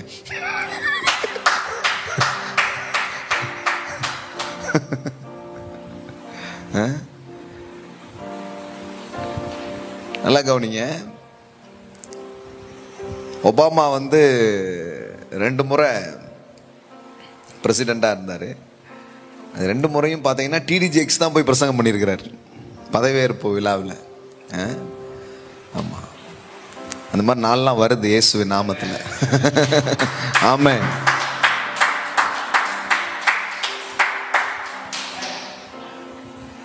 சொல்லிட்டு சொல்றாரு பாருங்க. அப்படியே மனுஷகுமாரனும் ஊழியம் கொள்ளும்படி வராமல் ஊழியம் செய்யவும் அநேகரை மீட்கும் பொருளாக தம்முடைய ஜீவனையும் கொடுக்கவும் வந்தார். அப்ப பாருங்க எவ்வளோ அழகா பேசுறாரு பாருங்க. ஆக்சுவலி இது எக்ஸாக்டா லீடர்ஷிப் பத்தி பேசுறாருங்கிறத நீங்க புரிஞ்சுக்க முடியும். ஏன்னா அப்படியே பின்னாடி போய் பார்த்தீங்கன்னா ஒரு சம்பவம், எனக்கு இந்த தொகுதியா உனக்கு அந்த தொகுதியான்னு 2 பேர் சண்டை போட்டு இருக்கிறாங்க. ஏசு அவங்கள கூப்பிட்டு தான் இவ்வளோ மேட்ரு என்ன பண்ணுறாங்க பேசுகிறார். சீசர்களுக்குள்ளேயே ஒரு ஆர்கியூமெண்ட்ஸ் நடக்குது. 37வது வசனம் பாருங்க. அதற்கு அவர்கள், உமது மகிமையில் எங்களில் ஒருவன் உமது வலது பரிசத்திலும் ஒருவன் இடது பரிசத்திலும் உட்கார்ந்து இருக்கும்படி எங்களுக்கு அருள் செய்ய வேண்டும். தொகுதி பங்கீடு பிரச்சனை நடந்துட்டு இருக்கு. ஏசு அவர்களை நோக்கி, நீங்கள் கேட்டுக்கொள்கிறது என்னதுன்னு உங்களுக்கு தெரியவில்லை. எப்பா என்ன கேட்குறேன்னு உனக்கு தெரியுதா? சொல்ல பாருங்க. எதையாவது கேட்டுருது, அதனுடைய வெயிட் தெரியுமா?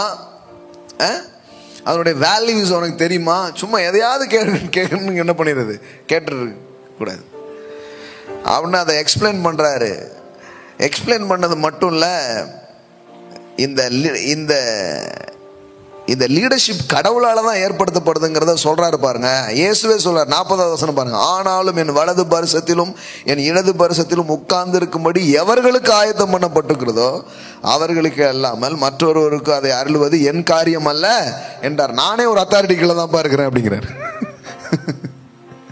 தலைமை தான் அதை முடிவு பண்ண முடியும், உனக்கு எந்த தொகுதியை கொடுக்க முடியும்ட்டு. நீ தொண்டு செய், தலைமை உனக்கு தர வேண்டிய இடத்தை அது தரும்.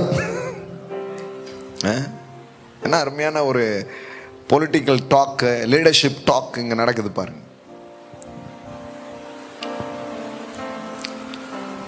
தலைமை மக்களை விடுதலை செய்வதற்கு சில ஸ்கிரிப்சர் ரெஃபரன்ஸ் உங்களுக்கு தர விரும்புறேன். முதல்ல பாருங்க, மோசேயை பத்தி சொன்ன. மோசே கடவுள் ஆயத்தம் பண்ண ஒரு தலைவன். கடவுள் பாருங்க ஒரு பெரிய காரியத்தை செய்யணும்னு நினைக்கும் பொழுது தலைமைத்துவத்தை அவர் நம்புகிறார், தலைவர்களை அவர் ஏற்படுத்துகிறார். யாத்திராகமம் புஸ்தகம், யாத்திரை இதுவே ஒரு பயணம்தான். என்ன பயணம்னா, அடிமையா இருந்தவர்கள் வாழ்க்கையில் நடந்த ஒரு விடுதலை பயணம். 3வது அதிகாரம் 7வது வசனத்திலிருந்து பாருங்க. மோசே ஒரு நாள் ஆடு மேய்ச்சிட்டு இருக்கிறான். அவனுக்கு என்கவுண்டர்ஸ் நடக்குது. தேவன் அவனை சந்திக்கிறார். அவன் கூட என்ன பண்றாரு, பேசுறார். ஒரு எரியும் முச்செடியின் மூலமாக அவங்கிட்ட என்ன பண்றாரு, பேசுறார். ஆண்டவர் ஒன்றும் கொளுத்தி விட்டார் அப்படின்னு போடல. முச்செடி எரிஞ்சிட்டு ஒரு எரிஞ்சிட்டு இருக்குது, அதுக்கு நடுவில் நின்று என்ன பண்றாரு, அவரே பேசுறாரு. அதுல என்ன அதிசயம்னா, அது என்ன பண்ணாம இருக்குது, வேகாம இருக்குது, கருகாம இருக்குது. அதை பார்த்துட்டு அவன் வர்றான், ஆண்டவர் அவங்ககிட்ட பேசுறாரு. 7வது வசனம் பாருங்க. அப்பொழுது கர்த்தர் எகிப்தில் இருக்கிற என் ஜனத்தின் உபத்திரவத்தை நான் பார்க்கவே பார்த்து. இன்னைக்கு பாருங்க, எம்புட்டு உபத்திரத்தை ஜனங்க அனுபவிச்சுட்டு இருக்கிறாங்க. நீங்க நினைக்கிறீங்களா ஆண்டவர் இன்னைக்கும் இதை கண்டு காணாம இருக்கிறாருன்னு நினைக்கிறீங்களா? உலக நாடுகள்ல ரொம்ப மோசமான ஒரு லிஸ்ட்ல இந்திய தேசம் இன்னைக்கு இருக்குது.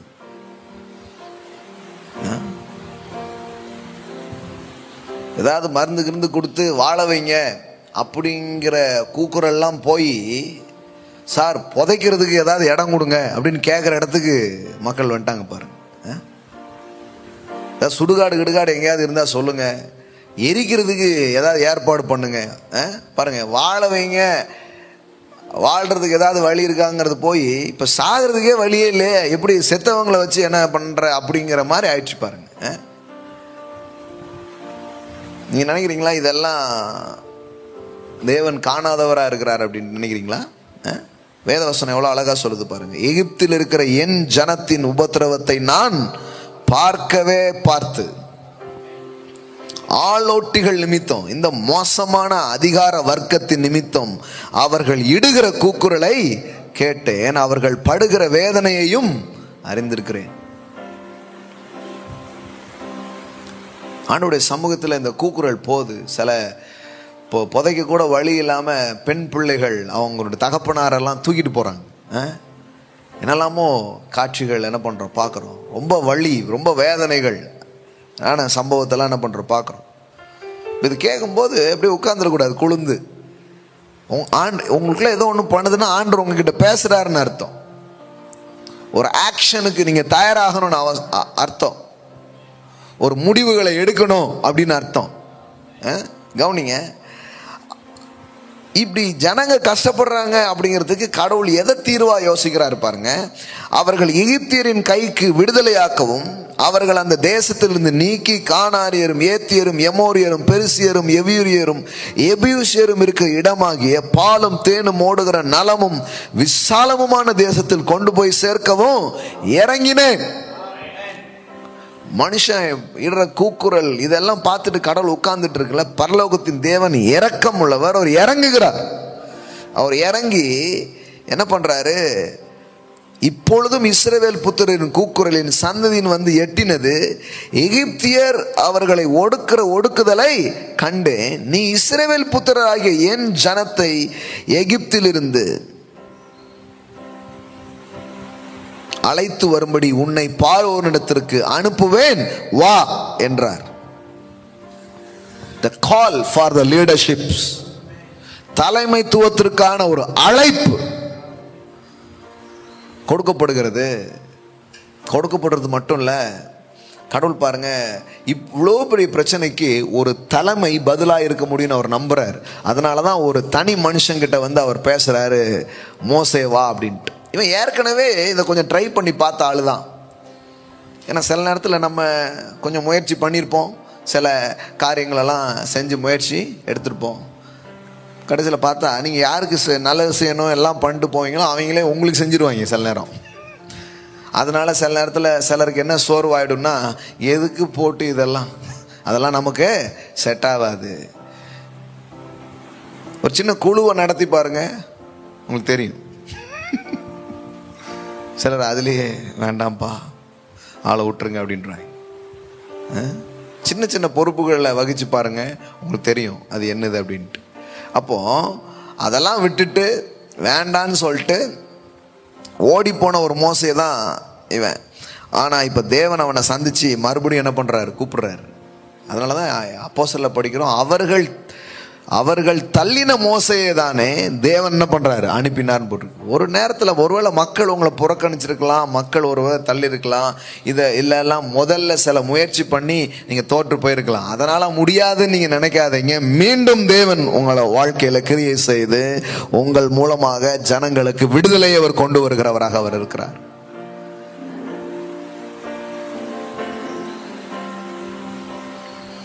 அந்த டைமில் அவனுக்கு அதை எப்படி அப்ரோச் பண்ணணும்னு தெரியல. அந்த மெச்சூரிட்டி மோசஸுடைய லைஃப்பில் இல்லை. அதனால் பாருங்கள், அந்த நேரத்தில் அவன் கையாண்ட விதமும் தப்பு, அதுக்கான பக்குவமும் இல்லாதனால ஓடி போயிடுறான். ஆனால் மறுபடியும் ஆண்டவர் கூப்பிட்டு வர்றார். எனக்கு நல்லா ஞாபகம் இருக்குது. இன்றைக்கி நான் இங்கே திருநெல்வேலியில் இங்கே இருக்கிற பகுதிகளில் ஒரு ஊழியத்தை நான் இன்றைக்கி செய்கிறேன். இதை நான் ஒரு 10 வருஷத்துக்கு முன்னாடி யோசித்தேன். நான் அப்போ நான் இங்கே வந்தேன். நான் வந்துட்டு என்னால் 1 மாதம் கூட இருக்க முடியல, ஓடி போயிட்டேன். நான், ஆண்டவரே இந்த ஊரை என்னால் மாற்ற முடியாது, இங்கே இருந்தேன்னா என்ன இவங்கெல்லாம் மாற்றிடுவாங்க, அதனால் நான் பாம்பேக்கே போயிடுறேன் அப்படின்னு என்ன பண்ணிட்டேன், போயிட்டேன். நான் அமெரிக்காவுக்கே போயிரு சிவாஜி அப்படிங்கிற மாதிரி போயிட்டேன். நான் இங்கே நல்லது பண்ணுற வாய்ப்பே இல்லை, அப்படி போயிட்டேன். நான் ஒரு கொஞ்ச நாள் சோர்வாலாம் இருந்தது. அப்புறம் தேவன் சில காரியங்களை புரிய வச்சார், சில புரிதல் வந்துச்சு.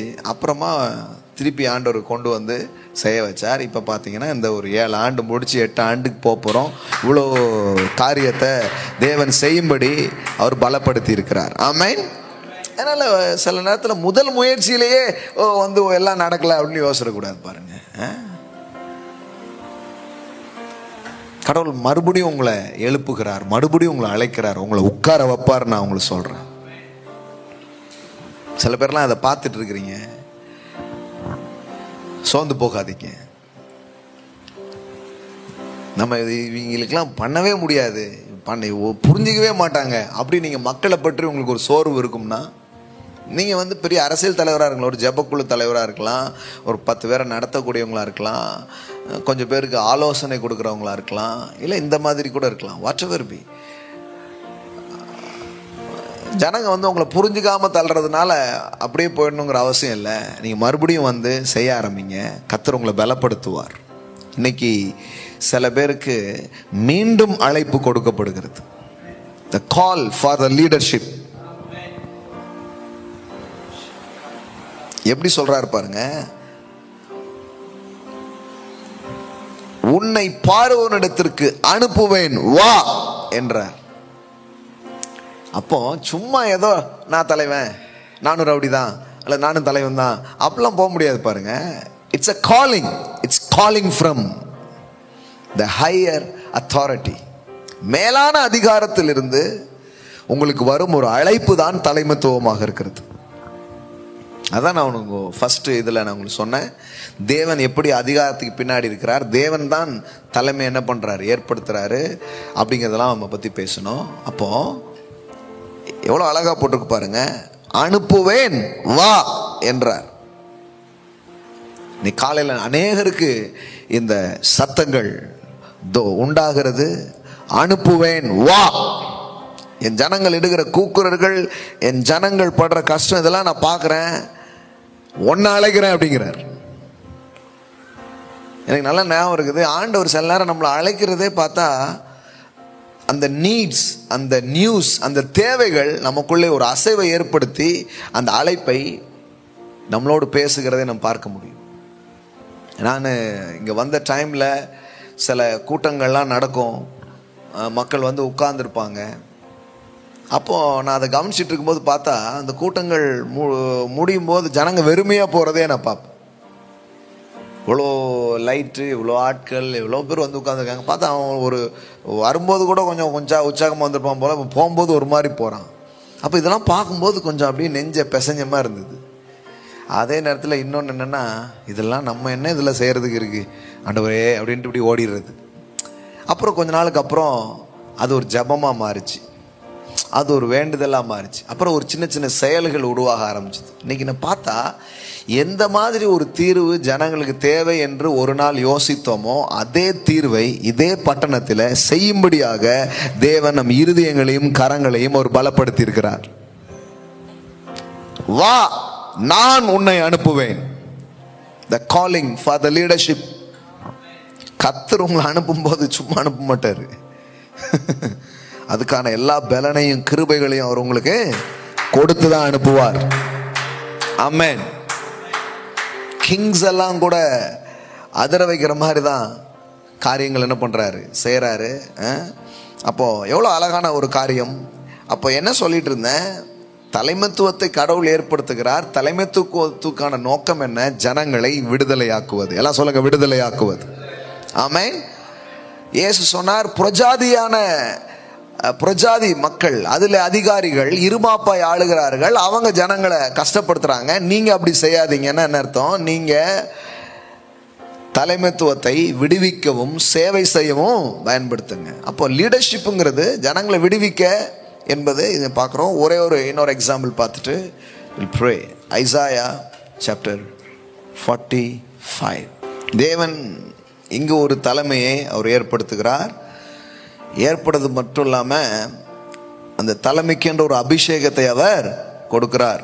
44:28 பாருங்க. கோரேசை குறித்து, அவன் என் மெய்ப்பன், அவன் எருசலேமை நோக்கி நீ கட்டப்படு என்றும் தேவாலயத்தை நோக்கி நீ அஸ்திபாடப்பட என்றும் சொல்லி எனக்கு பிரியமானதை எல்லாம் நிறைவேற்றுவான் என்று சொல்லுகிறவர் நான்.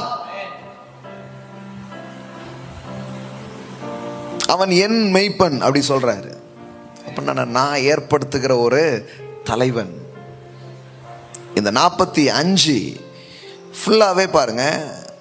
1வது வசனம், கர்த்தராகிய நான் அபிஷேகம் பண்ணின கோரேசுக்கு முன்பாக ஜாதிகளை கீழ்ப்படுத்தி ராஜாக்களின் இடைக்கட்டுகளை அவிழ்க்கும்படிக்கும் அவனுக்கு முன்பாக வாசல்கள் பூட்டப்படாதிருக்க கதவுகள் திறந்து வைக்கும்படிக்கும் அவனை பார்த்து அவன் வலது கையை பிடித்து கொண்டு அவனுக்கு சொல்லுகிறதாவது, நான் உனக்கு முன்னே போய் கோணலானவைகளை செவையாக்குவேன். ஆண்டவர் ஒரு இது பலப்படுத்துறாரு. இதை பற்றி நான் நிறைய பேசியிருக்கிறேன். கோரேசின் அபிஷேகம் அப்படின்னே ஒரு சீரீஸ் பேசியிருக்கிறேன், ஒரு மெசேஜ் பேசியிருக்கிறேன், நீங்கள் கேட்கலாம். நான் சொல்ல வந்ததனுடைய கருத்து என்னன்னா, அந்த லீடர்ஷிப் எதுக்கு, இந்த அனாயிண்டிங் எதுக்குன்னா, வாட் இஸ் அ பர்பஸ் பாருங்க. 13வது வசனம் 45:13 பாருங்க. நான் நீதியின்படி அவனை எழுப்பினேன், அவன் வழிகளெல்லாம் செவைப்படுத்துவேன், அவன் என் நகரத்தை கட்டி. எல்லாம் சொல்லுங்க, என் நகரத்தை கட்டி. ஆமென். ஒரு ரியல் லீடர்ஷிப்ஸ் வரும் பொழுது அவங்க ஒரு சிட்டியே பில்ட் பண்றாங்க. ஆமென். இந்த கோரேஸ் யாருன்னா, நகரத்தை கட்டுகிறவன், சிட்டி பில்டர். அது மட்டும் இல்ல, சிறைப்பட்டு போன என்னுடையவர்களை கிரயம் இல்லாமலும் பரிதானம் இல்லாமலும் விடுதலை ஆக்குவான். லஞ்சம் வாங்க மாட்டான், ஆனா என் ஜனங்களை அவன் விடுதலை ஆக்குவான் என்று சேனைகளின் கர்த்தர் சொல்லுகிறார். அப்போ லீடர்ஷிப் எதுக்குன்னா, deliver the people and serve the people. அப்போ கோரேஸ் பத்தி கடவுள் சொல்லும்போது சொல்றாரு, இவன் என் ஜனங்களை என்ன பண்ணுவான்? விடுவிப்பான், இவன் என் நகரத்தை கட்டுவான். அப்ப இதுதான் பாருங்க தலைமைத்துவத்துக்கான நோக்கம். அதனால நம்ம தலைமைத்துவத்தை அற்பமா நினைக்க கூடாது. தலைமைத்துவத்தை விரும்ப வேண்டும், அதை வாஞ்சிக்க வேண்டும், அதற்காக நம்மை தயார்படுத்திக் கொள்ள வேண்டும். அதற்கான அழைப்பை தேவனிடத்திலே நாம் பெறுவோம் என்றால், தேவனை சார்ந்து அதுக்காக நிற்கும் பொழுது பெரிய காரியங்கள் நடக்க ஆரம்பிக்கும். ஆமா, ஒரு தலைவன் எழும்புறான்னா ஒரு தலைமுறையே எழும்புதுங்க. சாதாரணமான காரியம் கிடையாது. மிகப்பெரிய மாற்றங்கள் நடக்க ஆரம்பிக்கும். அந்த ஒரு ஆள் வந்தாதான் அவ்வளோ வேலை நடக்கும்.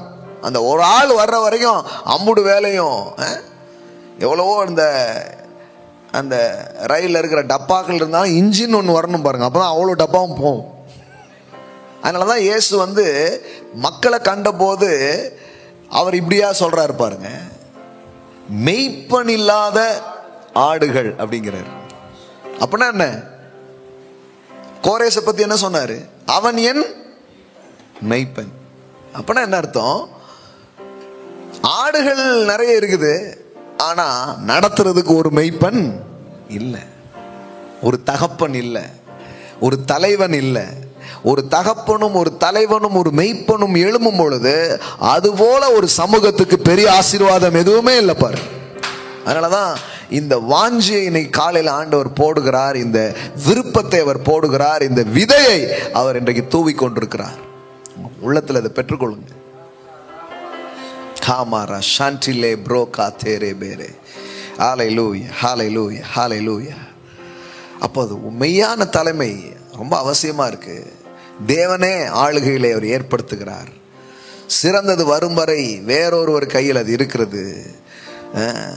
சொல்றாரு பாருங்க, கொஞ்சத்தில் உண்மையாயிரு, நான் உன்னை அநேகத்துக்கு அதிகாரியாக வைப்பேன். கர்த்தர் அதெல்லாம் தர விரும்புறார். ஆமா, நான் சொல்றேன், இன்னைக்கு உங்க வாழ்க்கையிலையும் ஒரு பதவிக்கான அல்லது தலைமைக்கான ஆளுகைக்கான அழைப்பை தேவன் உங்கள் வாழ்க்கையில கொண்டு வருகிறார். ஹல்லேலூயா. Thank you Holy Spirit. Thank you Holy Spirit. Thank you Holy Spirit. Hallelujah. Hallelujah. Hallelujah. Amen. Amen. Amen. Amen. Amen. எல்லா விதத்திலையும் ஹல்லேலூயா. ஒரு தவறான தலைமை தான் மக்களை வேற மாதிரி ஆக்கிடுதுன்னா, ஒரு சரியான தலைமை எல்லாத்தையும் மாற்றி போடும். நீதிமொழிகள் 30:21 நான் படிக்கிறேன். 3 நிமித்தம் பூமி சஞ்சலப்படுகிறது. நீதிமொழிகள் 30:21. 3 நிமித்தம் பூமி சஞ்சலப்படுகிறது. இந்த பூமியை சஞ்சலப்படுத்துற 3 மேட்டரா, 4ஐயும் அது தாங்க மாட்டாது. அதுல ஒண்ணு பாருங்க, அரசாளுகிற அடிமை நிமித்தமும். அரசாளுகிற அடிமை, அதாவது சரியான ஒரு தலைமை இல்லை பாருங்க. ஒரு அடிமையை கொண்டு போய் உட்கார வச்சா எப்படி? அப்ப மறுபடியும் பாருங்க, ரொம்ப ரொம்ப மோசமான விஷயம்னு சொல்றதே இது. இந்த மாதிரி ஒரு தவறான லீடர்ஷிப்ஸ் அங்க இருந்தா எல்லாமே என்ன ஆயிடுது, தாங்க மாட்டாதுங்கிற மாதிரி தான் என்ன பண்ணுது சொல்லுது பாருங்க. நான் சொல்றேன், கர்த்தர் அதெல்லாம் மாத்தி அதையெல்லாம் திருப்பி அற்புதமா தேசத்தை அவர் வழி நடத்த அவர் விரும்புகிறார். ஆமென். ஸோ தேவனுடைய அழைப்பு அவருடைய பிள்ளைகள் மேலையும் சபை மேலையும் அது வருகிறது. நீதிமொழிகள் 22:7. ஐஸ்வர்யவான் தரித்திரனை ஆளுகிறான், கடன் வாங்கினவன் கடன் கொடுத்தவனுக்கு அடிமை. அப்போ ஆளுகைன்னு சொல்லும் பொழுது பதவி, பொறுப்புகள், ரெஸ்பான்சிபிலிட்டி அது மட்டும் இல்ல, ரிச்னஸ் எப்படி சொல்லப்பட்டிருக்கு பாருங்க. ஐஸ்வர்யவான் தரித்திரனை ஆளுகிறான், கடன் வாங்கினவன் கடன் கொடுத்தவனுக்கு அடிமை. பாருங்க, அதனாலதான் நான் உங்களுக்கு சொன்னேன், இந்த ஆளுகை, இந்த அதிகாரம் அப்படிங்கிறது வெறும் அரசியல் சார்ந்த ஒரு விஷயம் அல்ல. பிசினஸ் வேர்ல்டில் கூட கர்த்தர் உங்களுக்கு ஒரு ஆளுகை அவர் கொடுக்கிறார். செழிப்பு எப்படி போட்டிருக்கு பாருங்க. ஐஸ்வர்யவான் ஆளுகிறான். எல்லாம் சொல்லுங்க, ஐஸ்வர்யவான் ஆளுகிறான். ஆமென். கடவுள் அதிகாரத்தை கொடுத்து உங்களை ஆள வைக்கிறது ஒண்ணு, ஐஸ்வர்யத்தை கொடுத்து உங்களை ஆள வைக்கிறது இன்னொன்னாக அது இருக்கிறது. ஆமென். கர்த்தர் இப்படிப்பட்ட மேன்மையான காரியங்களை இன்னைக்கு காலையில் அவர் வசனித்திருக்கிறார். அதற்கான அபிஷேகமும் பலனும் உங்களுக்கு உண்டாக ஆரம்பிக்கும். ஆமென். கர்த்தரை நோக்கி பார்க்கலாம். எழுந்து நிற்போம். Thank you daddy, thank you so much. மா காலாரா ஷாண்டாலாபாரா. பகலை ஆள பெரிய சுடரையும் இரவை ஆள சிறிய சுடரையும் தேவன் உண்டாக்கினார். நீங்கள் ஆளும்படியாக உண்டாக்கப்பட்டவர்கள். You are born to rule. You are born to rule. Yes. Yes. You are born to lead.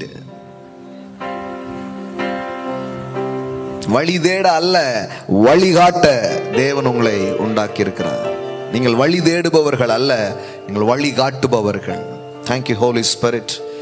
ஹல்லேலூயா. ஹல்லேலூயா.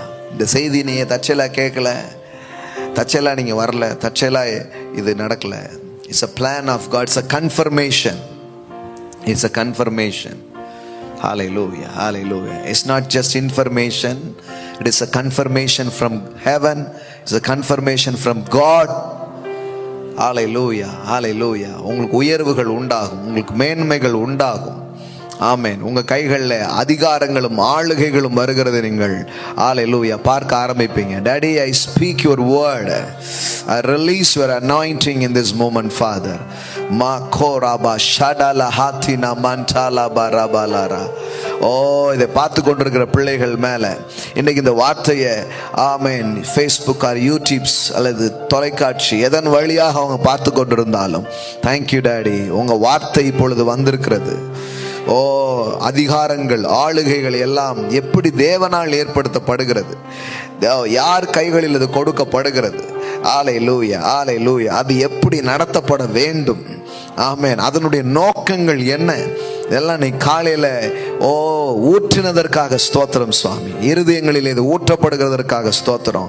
உள்ளங்களில் இது வந்திருக்கிறதற்காக ஸ்தோத்திரம். மஹாலாரா ஷடல ஹந்தோ ரோபோ லோரோ ரேகனமா ஷடல பஹாதே ரேபே ஹேதோ ரபாலா கதாரா. இன்னைக்கே ஒரு ராஜரீக அபிஷேகத்தை, ஒரு ராஜரீக விதைகளை நான் பேசுகிறேன் சுவாமி. Thank you father, thank you father, thank you father. அநேக பிள்ளைகளுக்குள்ளே, அநேக ஜனங்களுக்குள்ளே அந்த வித்து, அந்த விதைகள் தூவப்படும்படிக்காக நான் ஜெபிக்கிறேன். அல்லேலூயா, அல்லேலூயா, அல்லேலூயா, அல்லேலூயா. ராஜ்யத்தின் விதைகளை நான் விதைக்கிறேன். இன்னைக்கு வந்த விதை ராஜ்யத்தின் விதையாய் அது இருக்கிறது. அல்லேலூயா. It's a seed of kingdom. அல்லேலூயா. ஒரு விதை, ஒரு வித்து உன் தலையை நசுக்கும் என்று சொல்லப்பட்டதே. ஆமென். ஆம், ஒரு தவறான தலைமையை அழிக்கும் ஒரு வித்து. ஆமென். ஸ்ரீயின் வித்தாய் ஒருவர் வந்தாரே. Thank you father. இன்றைக்கு மறுபடியும் பிறந்திருக்கிற எங்கள் மூலமாக ஆமென் ராஜ்யத்தின் வித்துகளை நாங்கள் பெற்றிருக்கிறபடியினால் அநேக தலைகளை நசுக்க, அநேக கிரியைகளை அழிக்க, அநேக தவறான காரியங்களை பிடுங்கி எறிய அழைத்திருப்பதற்காக நன்றி ஆண்டவரே. மெய்யான தலைமை மக்களை விடுவிக்கிறது, மக்களுக்கு சேவையை அது செய்கிறது. Thank you father. தேசத்திலே சஞ்சலம் இல்லாத ஆட்சியை, சஞ்சலம் இல்லாததை அது கொடுக்கிறது. Thank you father, thank you father. இங்க இருக்கிற ஒவ்வொரு பிள்ளையுடைய வாழ்க்கையில அந்த கிருபையை நாங்கள் பேசுகிறோம்.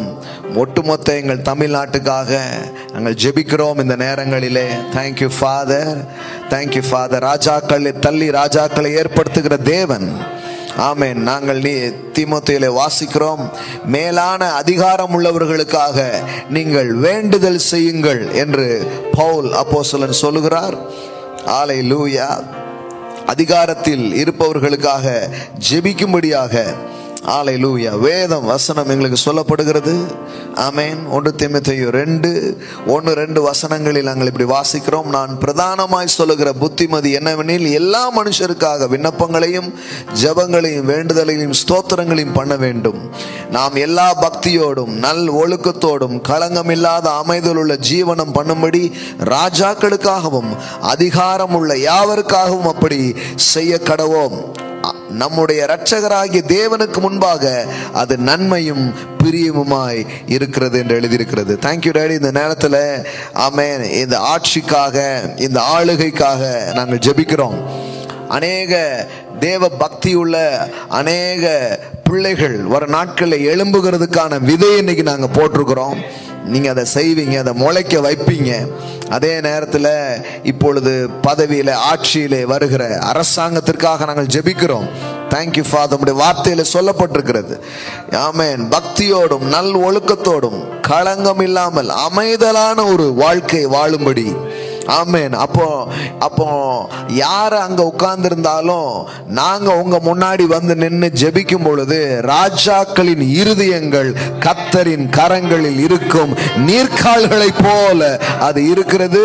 அவருக்கு சித்தமானபடி அதை திருப்புகிறார் என்று வேத வசனம் சொல்லுகிறது. அந்த வார்த்தையின்படி நாங்கள் ஜெபிக்கிறோம்.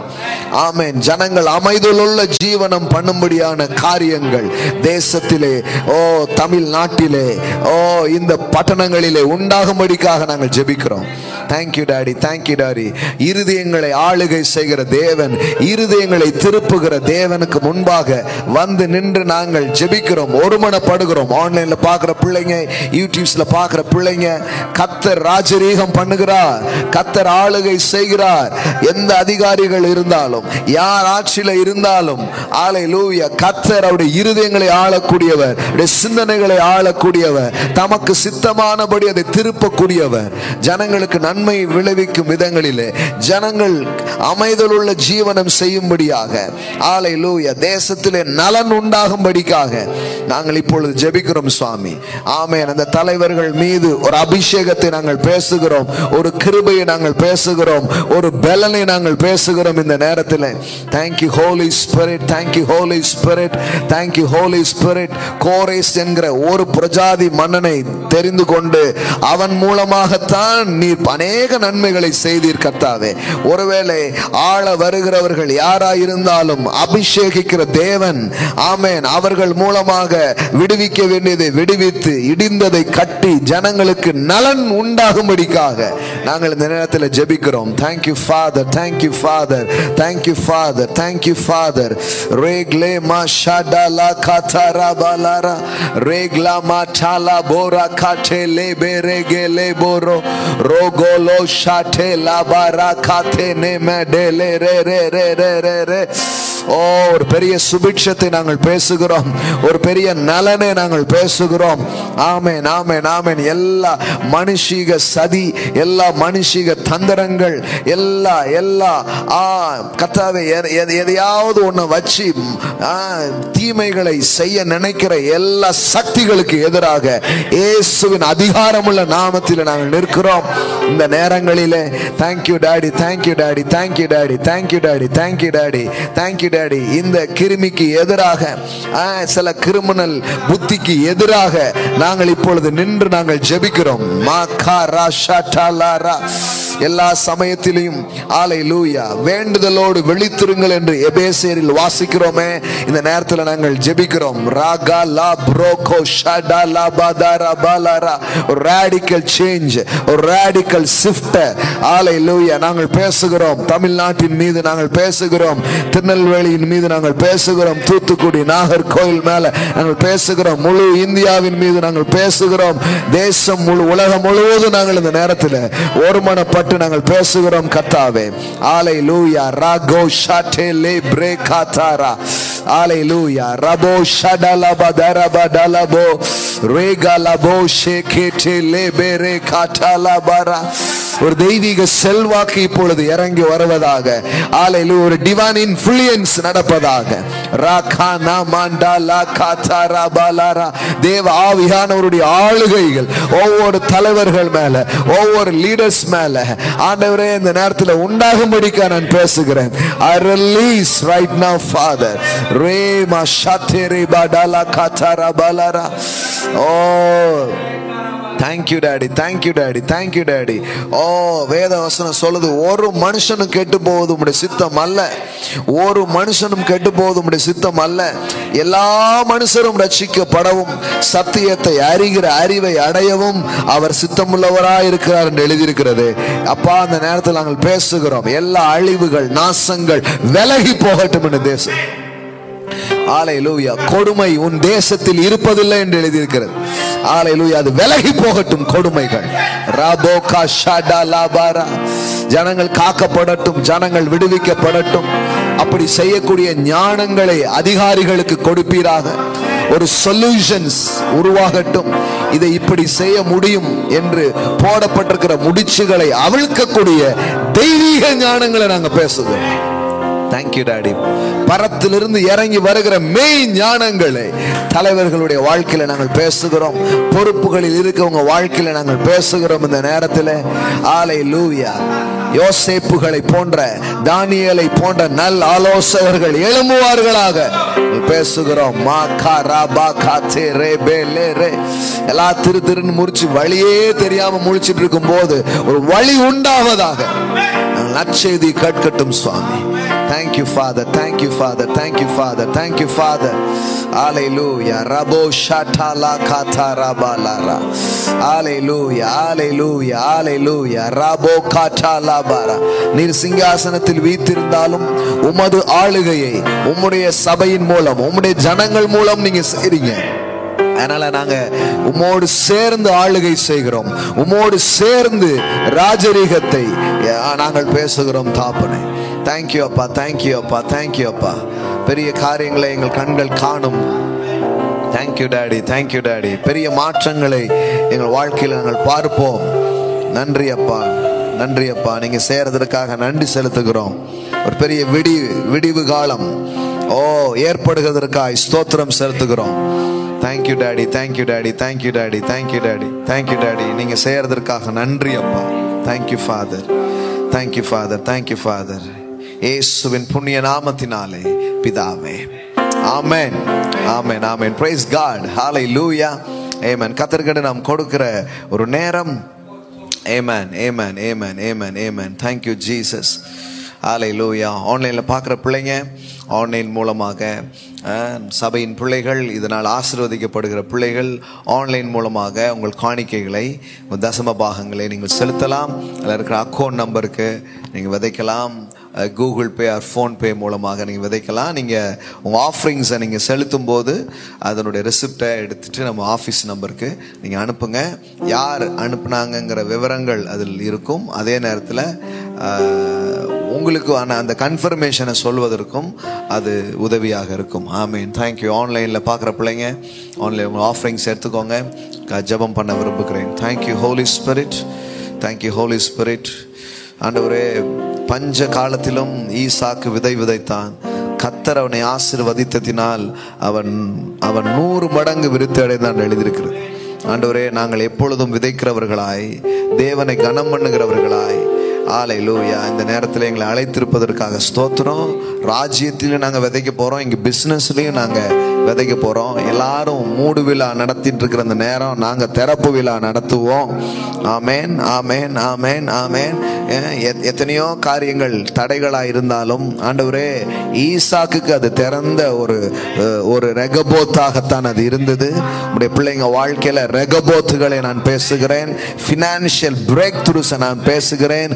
சூப்பர் நேச்சுரல் ப்ரொவிஷன்ஸ் இந்த நேரத்தில் நான் பேசுகிறேன். ஒரு பெரிய செழிப்பை உடைய ஜனங்கள் மீது, உங்கள் பிள்ளைகள் மீது நாங்கள் கட்டவிழ்க்கிறோம். Thank you father. Thank you father. நீங்கள் செய்கிறதற்காக நன்றி. இன்றைக்கு விதைத்த ஒவ்வொரு விதைகளையும் நாங்கள் ஆசீர்வதிக்கிறோம் தாப்பனே. அதை பெருக செய்வதற்காய் ஸ்தோத்திரம். கர்த்தர் உங்கள் நீதியின் விளைச்சலை வர்த்திக்க பண்ணுவாராக. ஹல்லேலூயா. நீங்கள் வர வர விருத்தி அடைவீர்கள். உங்கள் களஞ்சியங்கள் பூரணமாக நிரம்பும். கையிடுகிற எல்லா வேலைகளிலேயும் கர்த்தருடைய ஆசீர்வாதம் உங்களுக்கு உண்டாயிருக்கும். தாப்பனே, பிளஸ் பண்றோம். நீங்க செய்யறதற்காக நன்றி. Thank you father. Thank you. Thank you so much. இந்த நேரலையில் எங்களோடு இணைந்திருப்பதற்காக நன்றி. மீண்டும் இன்றைக்கு அனுப்பின வார்த்தைகள் எல்லாம் எடுத்து தியானிங்க. கர்த்தர் நம்மையும் நம் பிள்ளைகளையும் நல்ல மேலான இடங்களில் கொண்டு வந்து அவர் அலங்கரிக்கும் ஒரு விதையை அவர் இன்னைக்கு போட்டிருக்கிறார். அப்படிதான் நீங்க இருப்பீங்க. அலங்காரமான முடியும், ராஜ முடியும், கிரீடமுமாய் நீங்கள் இருப்பீர்கள். கர்த்தர் உங்களுக்கு சொன்னதை அவர் செய்வார். வாக்கு மாறாதவர். ஆமென். God bless you. God bless you.